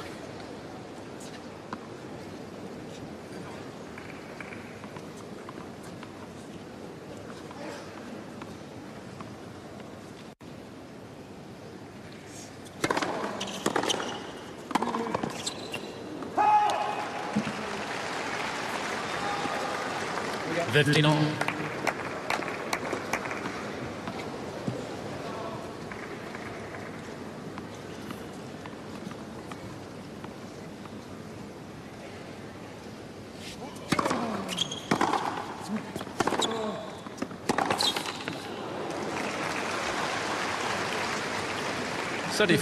You find shots like this guy does, it's easy to get a little carried away, and the shot selection was a good example there.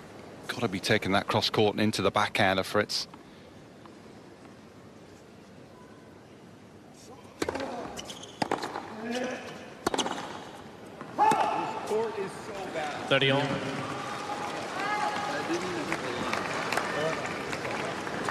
Right here.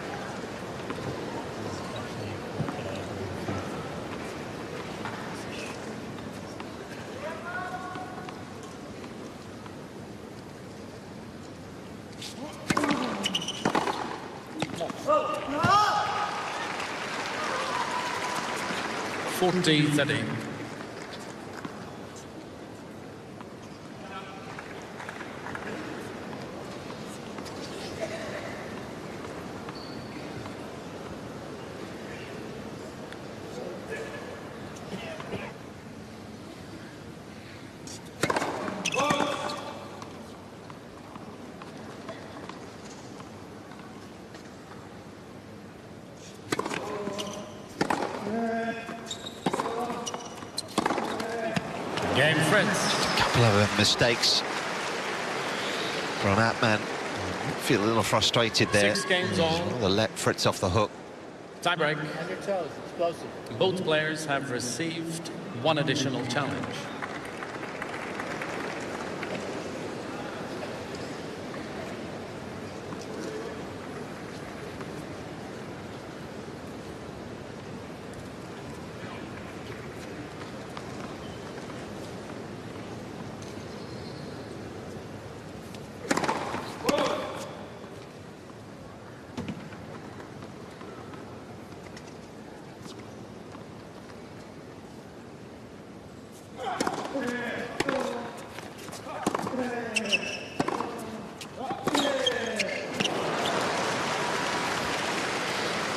One, 0.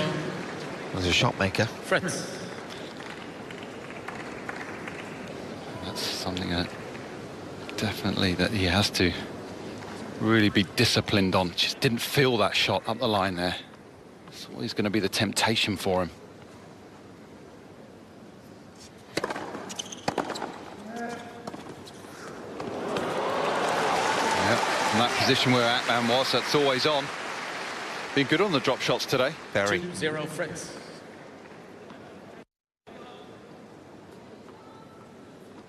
Space, but you still got to execute it well because the Frenchman's quick.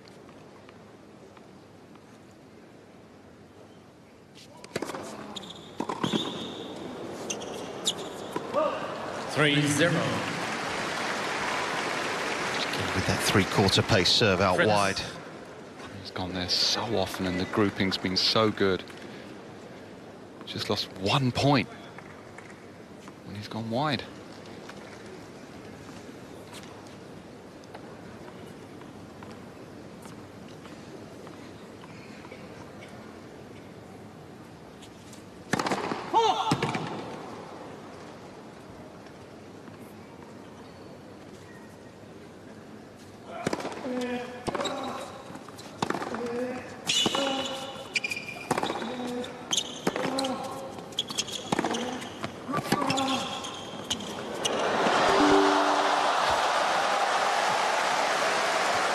He's entertainment, this guy.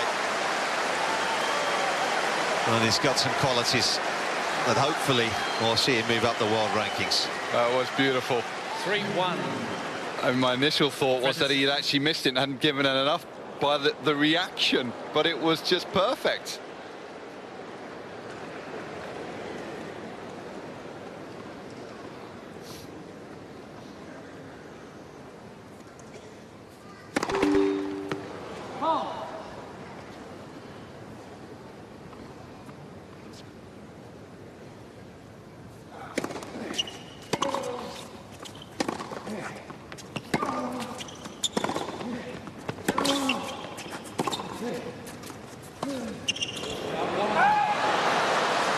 Too many, especially hitting it in that part of the court. 3-2 Fritz. A bit overexcited there. Sometimes having too many options is a bad thing. Keep it simple, easy to say now, but just rip it perhaps second time around.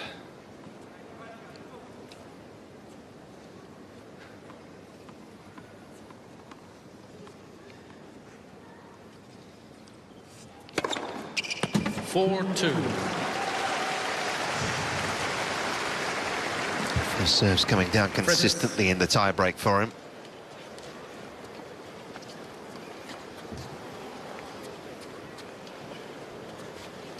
This was the half volley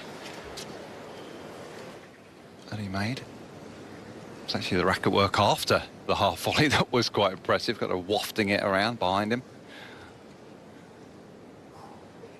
Good view, this one, taking all the pace off it. Soft. Cushion the contact there. Should have smiled for the camera down there. That would have been good. Only the French players had some flair. This guy's got it in abundance.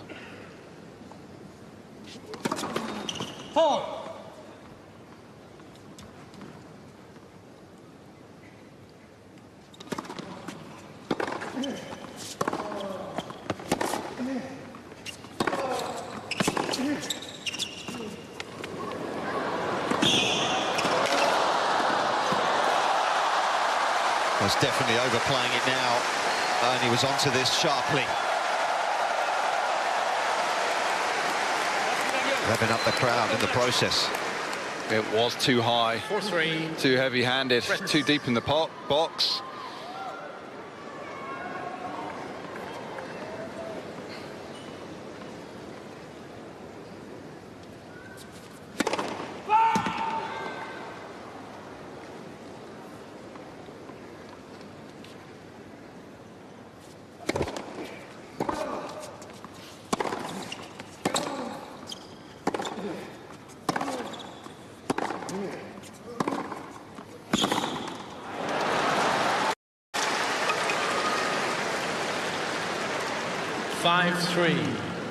Fritz.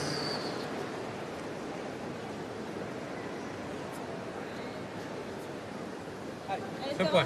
Mets du son que ça circule. Vas-y, t'as les armes. Fighter.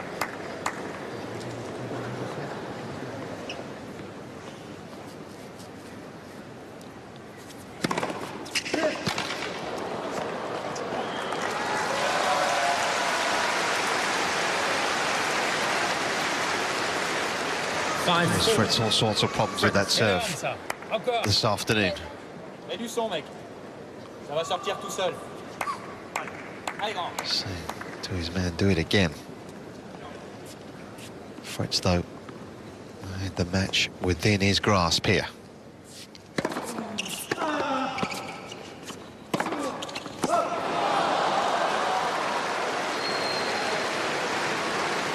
Tripping himself up here, Fritz. 5-all. This is unusual. Getting tight.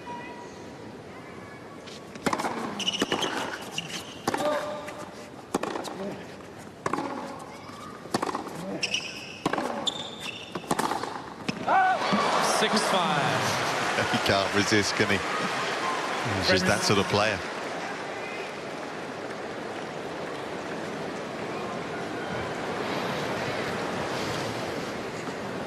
A risk strategy. Coming out empty-handed on that occasion.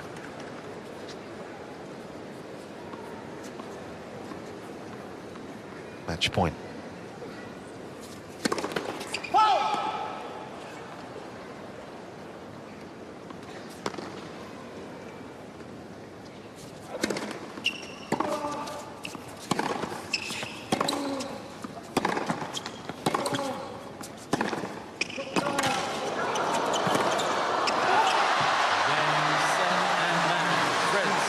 A hard-fought win for Taylor Fritz. 2 sets to love. A match that spanned 3 days. 6-7-6.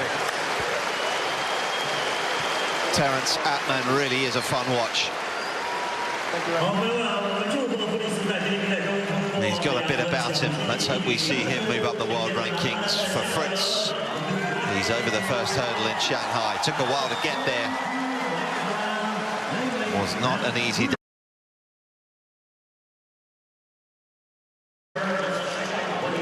Two tie breaks. I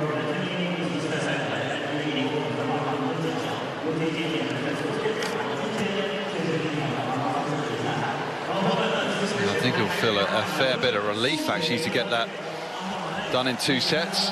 Made his life difficult in that tie-break. A couple of drop shots, a little wayward. Missed forehand as well, but really enjoyed watching this guy today. I mean, what a shot maker, what a serve he's got on him. And it won't be too long before he cracks the top 100, you feel. He just finds a little bit more consistency and makes sure that the shot selection remains disciplined, because he's got a lot of game, a lot of weaponry. He threw the American a lot.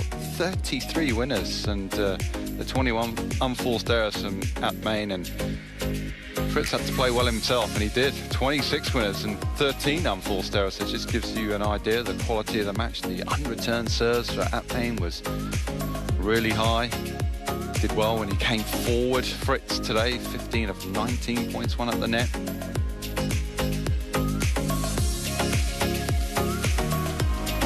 No service numbers. It was tricky for Fritz.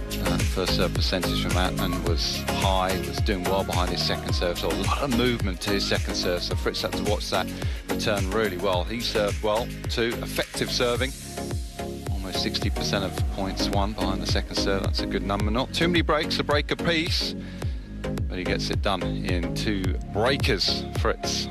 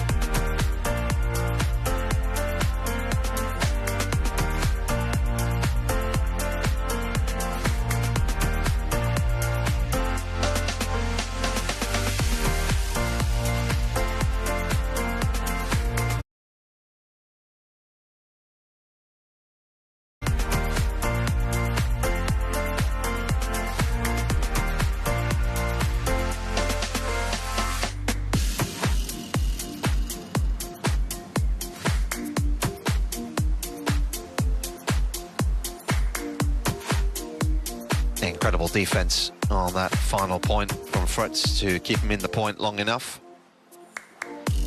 And that keeps him in the tournament as well. And it'll be another meeting with Watanuki, someone we referenced that he played here last year. Incredibly. Japanese will be coming at him. That'll be a fun contest. Tomorrow, Lehechka, or one of those players that had the bonus of finishing early on Saturday. He's whenever Munar, he'll take on either Berrettini or Runa. They're first up in the 9th session this evening.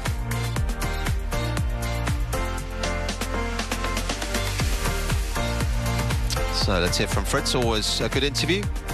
He's speaking with us.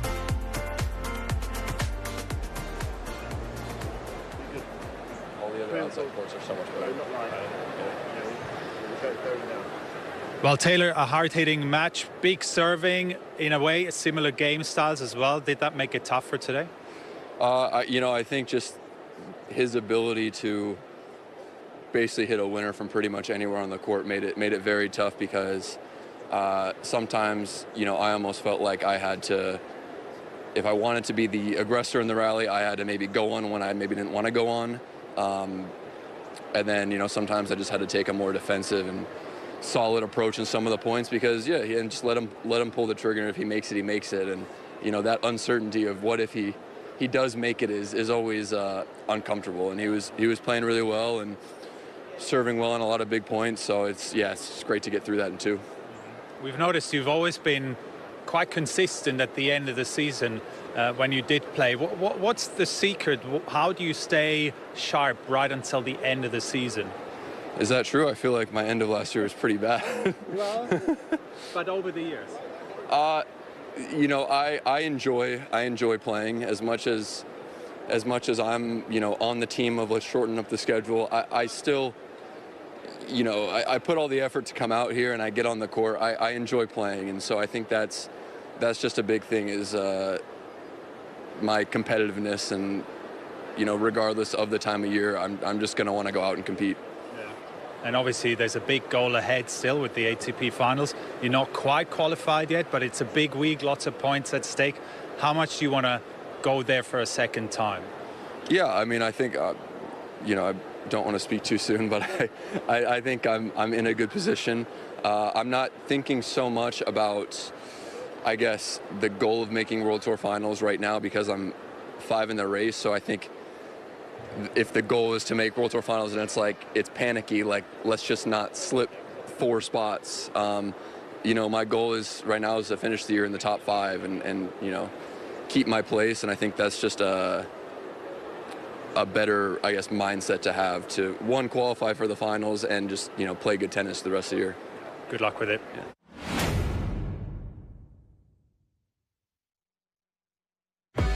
Formula One returns to the USA at the Circuit of the Americas. Welcome to Austin. Mighty reaction time from the Papaya McLaren. Lando Norris takes the lead at the US Grand Prix.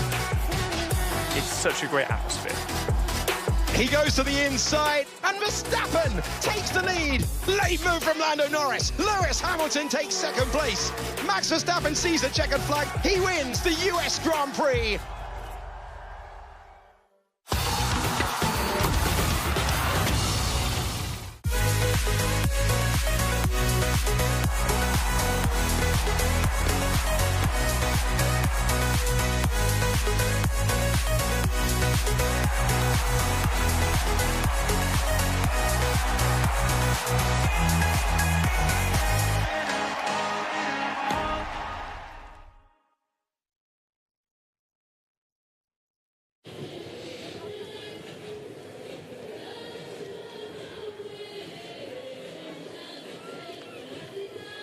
Nice to see the fans in attendance watching on the center court, also walking around the grounds. A great complex in Newport. Of course, the induction ceremony coming up this weekend. Always a very festive week, this tournament. And he had a great week, did Cressy, 2022, winning that title. First set, Radu Abad to serve. Ready? Play. Will be Albot to begin. Let's first serve. ทั้งผู้ใหญ่ตะโกนหาสรรหาแต่งี้ไม่เข้าใจตึงว่าตึงเย่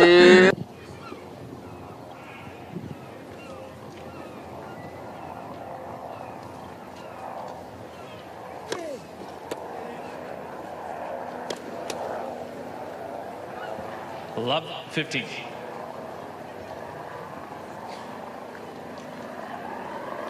I remember watching his match last year, Cressy against Mickelson. I was really impressed with Mickelson that day because he then went on to have the run that he did, making the final. It's one of those matches. If Cressy had won, he might have made the final again.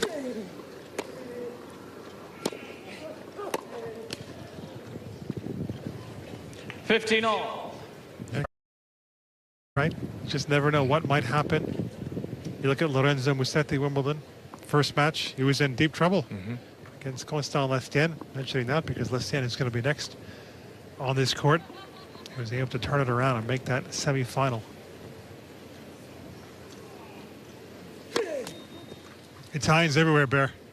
They're going deep in all these draws. Yeah, what a Wimbledon they had.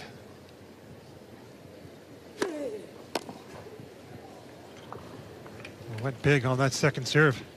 30-15. In fact, what a year they've had.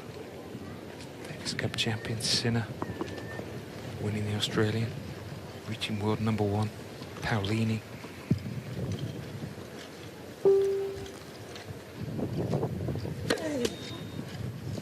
Ball. Tough conditions.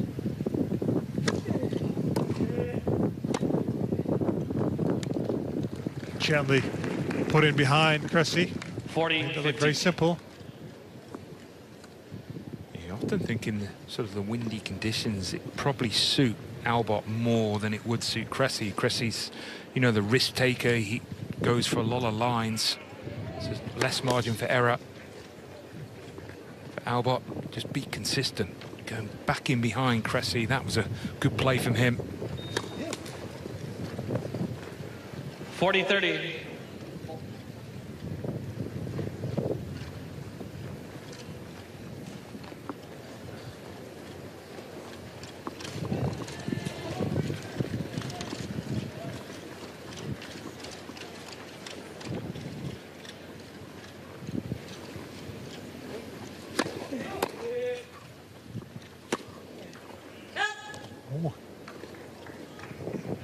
Deuce. Taking the deuce in this first game, Albot.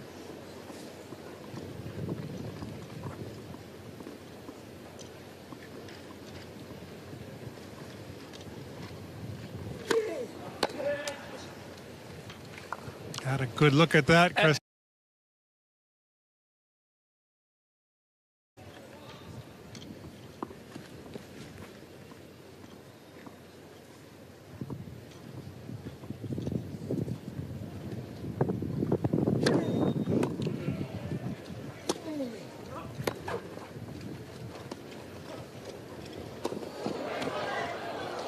Great feel. First game.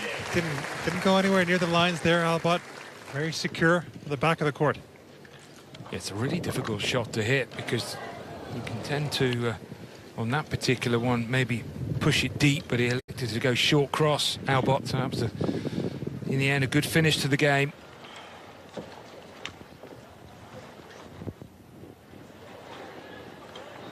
He did qualify for Wimbledon, as Barry mentioned. Then he took on the massive serving Hubert Hurkacz in that first round. Won the first set, lost the next three. Another of those sliding doors moments, because in the second set he was the player who had the first 3 break points. They were saved by Hurkacz, and that proved to be the turnaround. I hope Hurkacz is going to be okay after sustaining that leg injury. That was against Arthur Fils. Maxime Cressy to serve. There were quite a few slips. All the Graston players getting knee injuries. Karatsev, another one. Hip for Deminor.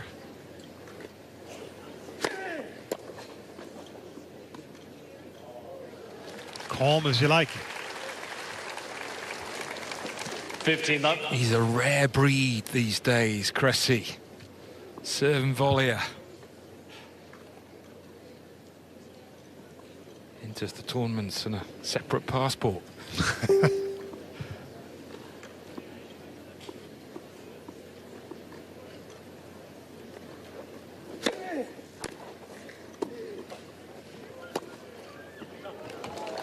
Just gave him a little chance, and it was taken. Yeah, 15 great pass. That's a good volley. You have to respect the return, and he did. So just knock that volley back near the baseline. Got to his highs, number 31 in the world, Cressy. That was in August 2022, not long after winning the title in Newport. Let's first serve.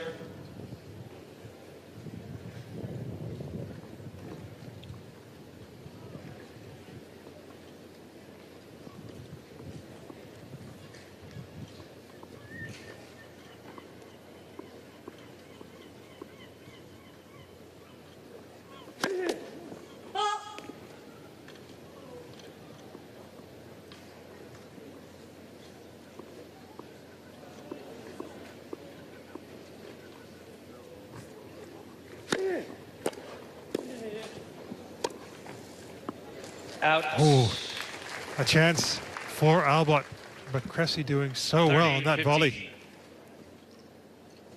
Yeah, Wimbledon, there was 6% of serve and volley points throughout the tournament.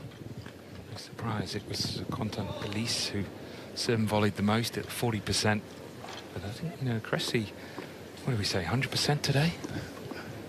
Maybe just a shade under. Okay. Yeah, a few I don't think he'll come in on.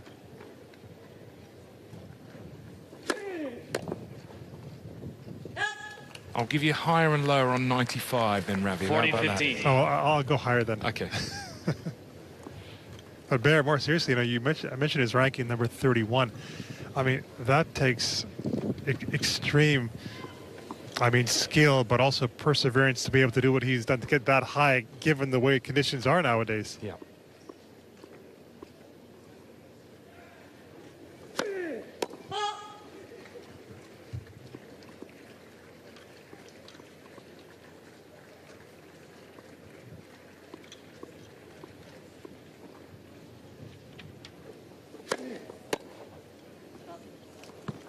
Outstanding, especially as that serve was on the line. 30.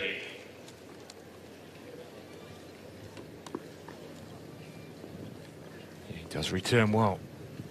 Albot.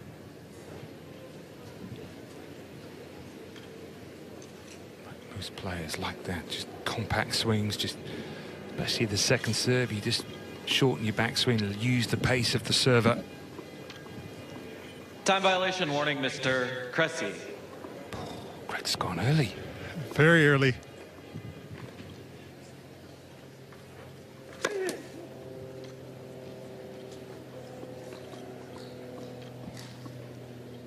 Still got a bit of jet lag. He was at Wimbledon. Game, Cressy. That's the hold for 1-all. So it's kind of like if we compare it to football or soccer. There were some big games yesterday, some big finals around the world. Do you give a yellow card that early, even if it's an offense, or do you wait a little bit? And it's similar in tennis, you know, do you give a bit of leeway or maybe a soft warning? Don't know about you, Ravi, but my memory's not very good. 24 hours. I can't remember what happened 24 hours ago. Why don't you remind us what happened? If you can think hard.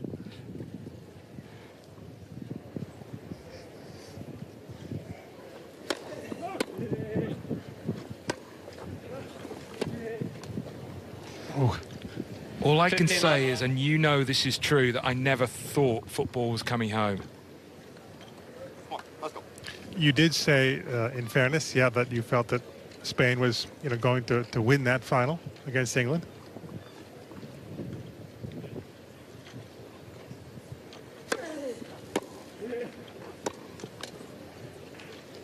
Seven wins to get a Grand Slam title. 7 wins for Spain at the Euros. That's just remarkable. Yeah.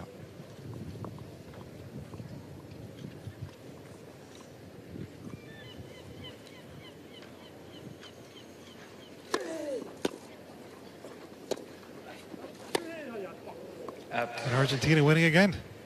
30-15. Yeah, I saw that. Team they are. I think in terms of that play from Cressy, I really like the return, just the chip, but I think sometimes he sort of overplays a little bit. He's a big guy.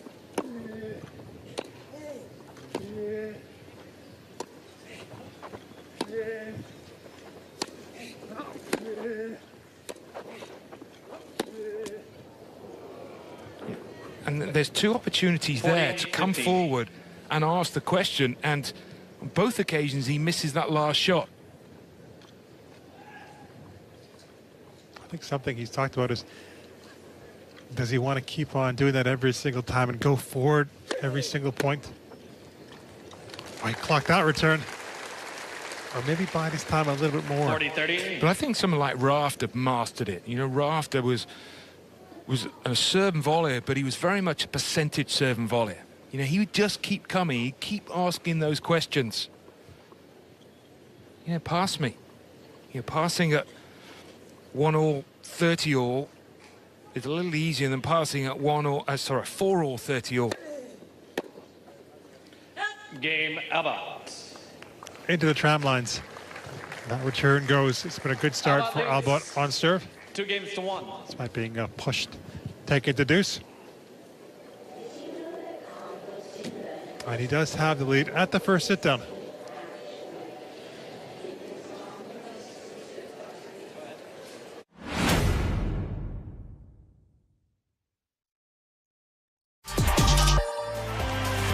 Tommy Paul is heading for the Final Four in Rome.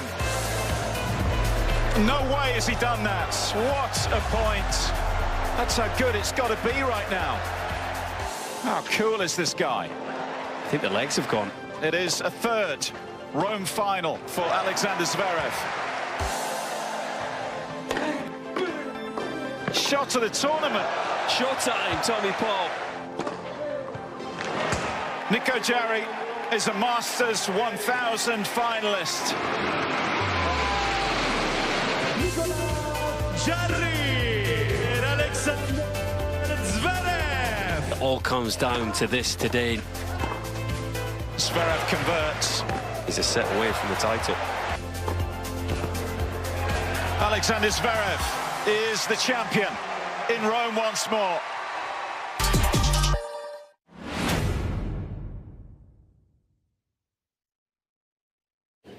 He's now trying to serve out the first set. Maxime Cressy. Let's see how that serve looks in this game, because in case you're just joining us, has been having some issues with the serve. But when you're in a rut, you've either got to make the adjustment and just take a little bit of pace off and build confidence, or you just say, okay, it is what it is. I'm just going to not think about it. Maybe just take your mind somewhere else, throw the ball up and hit it.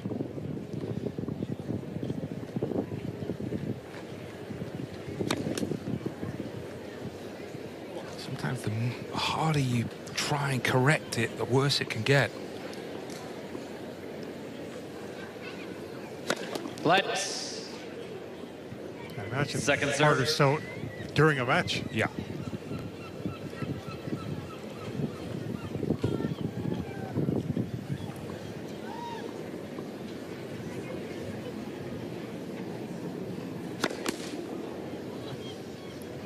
Love 15. Half a dozen. Right now he's missing one in every 3 second serves he hits. The problem is he's hitting a lot of second serves because he keeps missing first serves. It's 45% first serves in.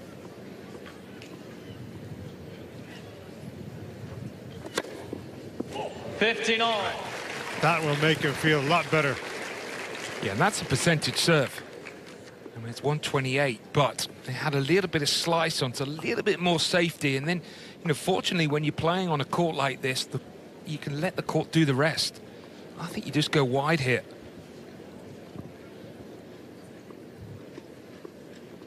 Three-quarters pace, just slice. Well, you have to change it, go hard. Really flat 30-15 in the other direction, but certainly it's often been said by players as well, you know, playing on grass to just hit that slice serve out wide because, as you said, Bear, the ball's going to skid, it's going to go out wide, it's going to make it very tricky for the returner.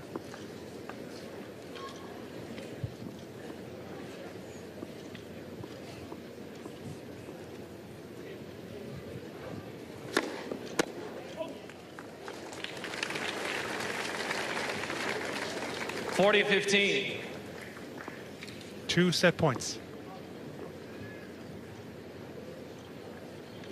Yeah, eventful set of tennis this has been. He's hit the 2 time violations. He's struggled on the serve. So what an effort it is to be in this position.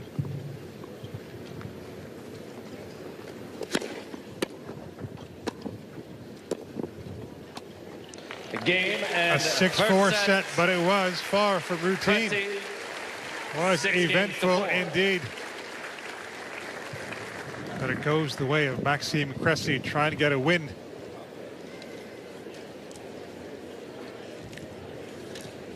Just raised his level right at the end of the first set, and it is Cressy who does take the first.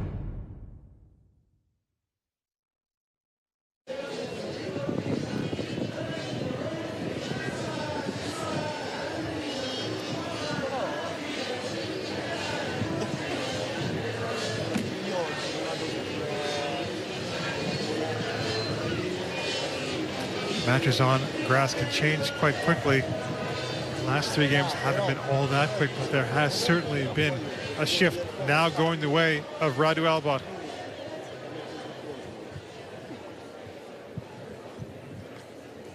Cressy now serving to stay in the second set.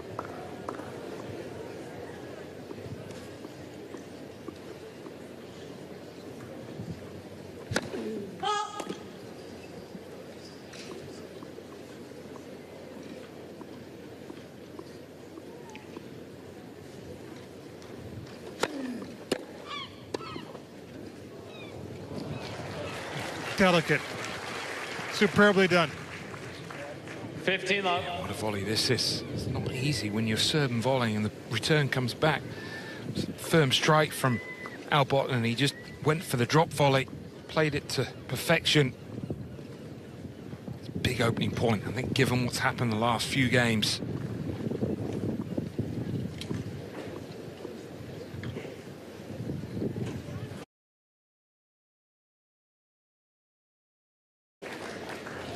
Love.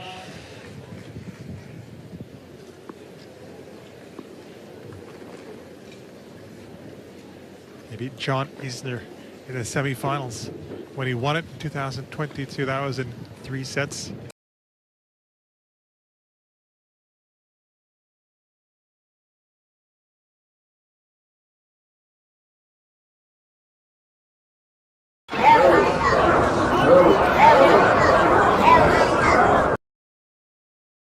Darren, you could pick on me then. Yeah, of course. You know, he's definitely one of the best potters. You know, quite a switched-on player. I don't think he puts himself under any unnecessary pressure because he doesn't practice a lot, or he hasn't been doing.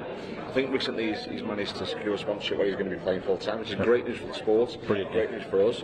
I hope it doesn't kind of affect him and go the other way, because will he start putting a bit too much pressure on himself? I think he's got such a good attitude, though. I think he's got, for me, he's right up there with one of the best temperaments. He's so good. He just loses a match, brushes it off onto the next. He wants to win. He's desperate to win, of course he is, but he doesn't overplay it. No. And if he loses, he just moves on, which I think is such a. And I think practicing more, playing more, being full time is only going to help him. You would think so. You would definitely think so. I mean, I'm quite a believer that you can probably overplay, and not everyone's obviously got that view.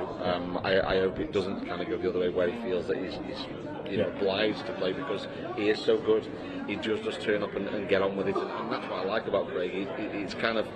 It's almost like a no-frills attitude with like a very, very high-end brand style of pool, isn't it? You know, it's mad, really, that if he doesn't play, I speak to him quite a lot with good friends, and if he doesn't play, as he says to me, he doesn't practice, it's phenomenal what he achieves. It's unbelievable. Okay, we've got to move on, because we've got 2 more pairs to talk about before we get into the action. Let's talk about Jordan Shepherd, who has been one of the best players. He still is one of the best players, but he's obviously won an awful lot with Ultimate Pool already. He's won everywhere he's been. He's one of the players, also a full-time player, and he's with Ricky Jones. Another very dangerous partnership that won 3 out of 3, came through, just almost cruised through their group. Yeah, I mean, Ricky's one of them players that, as you've already touched on with myself when we were chatting before we came on air, he's one of them players that definitely belongs probably in that pro bracket. He can beat absolutely anyone on his day, and obviously he's partnering a guy who, again, has won a lot, continues to win a lot in different few sports as well, a bit like Chris Mellin, plays a lot in China, plays a lot of obviously the USA stuff, and I don't know whether he's just been to Morocco. So he's a class player. He's always on the table. He's on the table more than the cloth. He's capable of real fireworks. He can beat anyone. He doesn't fear anyone, and he likes to go for his chances. So you're always guaranteed some entertainment with Jordan. Yeah, and I think they're really good partnership, really good friends, and I think they're just so relaxed out there together, which I think is a massive advantage when it comes into this. Okay, our 4th pair tonight, which will probably be seen as the underdogs, but I think that's probably a little bit unfair because they're 2 phenomenal players in Andy Blurton and Neil Raven. Now, they probably will be seen as the underdogs for this group, but I just think it's such a marginal call to say that, because I think every pair tonight is essentially, apart from obviously Chris and Tom at the top, are all pro and challenger, and that's what we've got here. But I think Andy Blurton is a solid pro, even though he's playing in the challengers, and obviously Neil has been there or thereabouts for a long time as a pro. Yeah, absolutely. I mean, again, Neil's part of the fixtures and fittings, isn't he? The tour wouldn't be the same without Neil. Again, he's won a lot of events. Very, very solid to beat, and he always is. Thinks through the game very, very well. Generally doesn't go the wrong way about a lot. Andy comes from a snooker background. He was a top snooker player. Century amount of practice with him myself. The good thing I like about Andy is he never lets anything seem to get to him. If anything, Andy could probably do with a little bit more fire in his belly for me. I think when he loses, how'd you go on? Yeah, I lost it. And he goes, no. And he brushes it off, which is great in a lot of respects. But I think sometimes you need that little bit of fire, especially in this kind of format. A little bit of sort of growl about you. But don't be surprised if these 2 go through, because they are solid as a rock, and if they turn up on their game, they are real dangerous. And the other thing I want to point out with this partnership as well, they're the only partnership tonight that have actually lost a match on making it through. They had a chance to go through without needing a 6-thread shootout. All they had to do was avoid defeat in their final match of the very first group of the competition. They lost that match, and that's actually Carl Cope and Dave Gilbert as it goes, but they put them into a 6-thread shootout with the defending champions Connor Tracy and John McAllister, but they came through that with a phenomenal time, and that might hold them in good stead. The reason I say that is I can't see any of these 4 pairs going 3 for 3 and coming through straight. I think we're heading towards the 6th red tonight. Yeah, and I think that Andy and Neil are more than likely going to practice the 6th red shootout together. Yeah. They're just them kind of characters. Well, yeah. So whereas I don't think the other 3 partnerships tonight would have played it at all. So I think if it goes to that, I think they've got a slight advantage in terms of the fact that I think they would have practiced it out there. That obviously means nothing, of course, but obviously from my point of view, they're close friends of mine. They're local. So I'm flying that flight tonight. That's my pick for tonight. Okay. Because well, for two reasons. One, I genuinely think they can go through on the class team anyway. But two, of course, the friends. Yeah. And obviously, I'm flying that Stoke-on-Trent flight tonight for sure. Well, that saves me asking you one more question, which is who's going to come through tonight. There, you've heard it there from Jimmy. That's what he's expecting to happen. That is enough from us. I think it's just about time for us to get out to the table. I did catch up with our first two pairs first, though. Great to have you both back. It's been a long time since we saw you make your way through, beating the defending champions in that shootout to make it through. How much looking forward to getting back out there, Neil, and having another crack at it tonight? Yeah, looking forward to it. Like you say, it's been a long time since we qualified, probably not nearly 4 months ago. But yeah, looking forward to tonight. Tough group, and yeah, we're going to play well, but hopefully play well and have a bit of luck on our side. And I think there's a lot of people tonight will be looking at some of the other pairs, but you two have always gone well in this format. You're obviously good friends, but you must come in quietly confident that you're going to get the job done tonight. Yeah, it's a pretty stacked group. They're all really good pairs, but I think we've just got to try and perform as best we can, and hopefully it's good enough on the night. Does it feel like a new tournament? Because I know we've just talked about it being such a long time since you played. Does it just feel like it's just a fresh night to come in and try and get the job done, get yourself in finals night in what is just over a month's time? Yeah, obviously, yeah, it's a fresh tournament. It's obviously been a while since we qualified, and we know we're in for a tough night. But I think it's the kind of night where there's 4 good pairs. It's going to be difficult for a pair to go win 3 out of 3. So yeah, it might be a 6 red. With that in mind, are you happy with the fact that you've got some experience of the 6 red together with success? To maybe that could be a good place to be tonight. Yeah, definitely. I think on record we've probably got still the fastest time as a pair. So. Yeah, I think it was 6 reds. I think we're favourites, really. Yeah, I like that. I got to ask about the form. It's been so long since we've seen you on the Monday night. How's the form at the moment, Andy? Are you sort of feeling good and confident?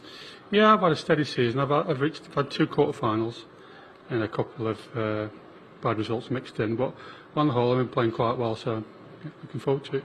And for yourself, Neil, it always seems to be that it's just such a tough place to keep getting deep in the Pro Series, but you do have your runs and you still get yourself in and amongst it from time to time. Yeah, I got to quarterfinals last event, obviously losing to the main man Tom Cousins, but yeah, I'm playing well. I'm still probably not as consistent as I was 4 or 5 years ago, but my game's still there in patches. So yeah, I'm just looking forward to tonight and obviously the rest of the tour moving forward. Oh, we're looking forward to watching you play as always. Best of luck. Cheers, Ricky, Seppi, great to have you both here. Last time we saw you play in the Pairs Cup, which was a while ago now, you played some really good stuff and came through with flying colours. And you must be pleased, Ricky, with how you played and looking forward to get going again, no doubt. Yeah, definitely. Really enjoyed it last time, and like I say, it's been a long time. 16, 17. LaLigaBet88.com แชมป์ทุกฤดูกาลทะลุเพดานความมัน An awful lot of ball between them, as you always do. How do you feel the form is at the moment? Up until about 3 weeks ago, I was loving life, but our last 3 weeks have been very lackluster, put it that way. Is there a reason for that? Is you taken sort of your eye off it at all, or is it just struggling with conditions? If I'm honest, it's tough to adapt, but I'm sure I'll be alright. I've had plenty of these little blips before.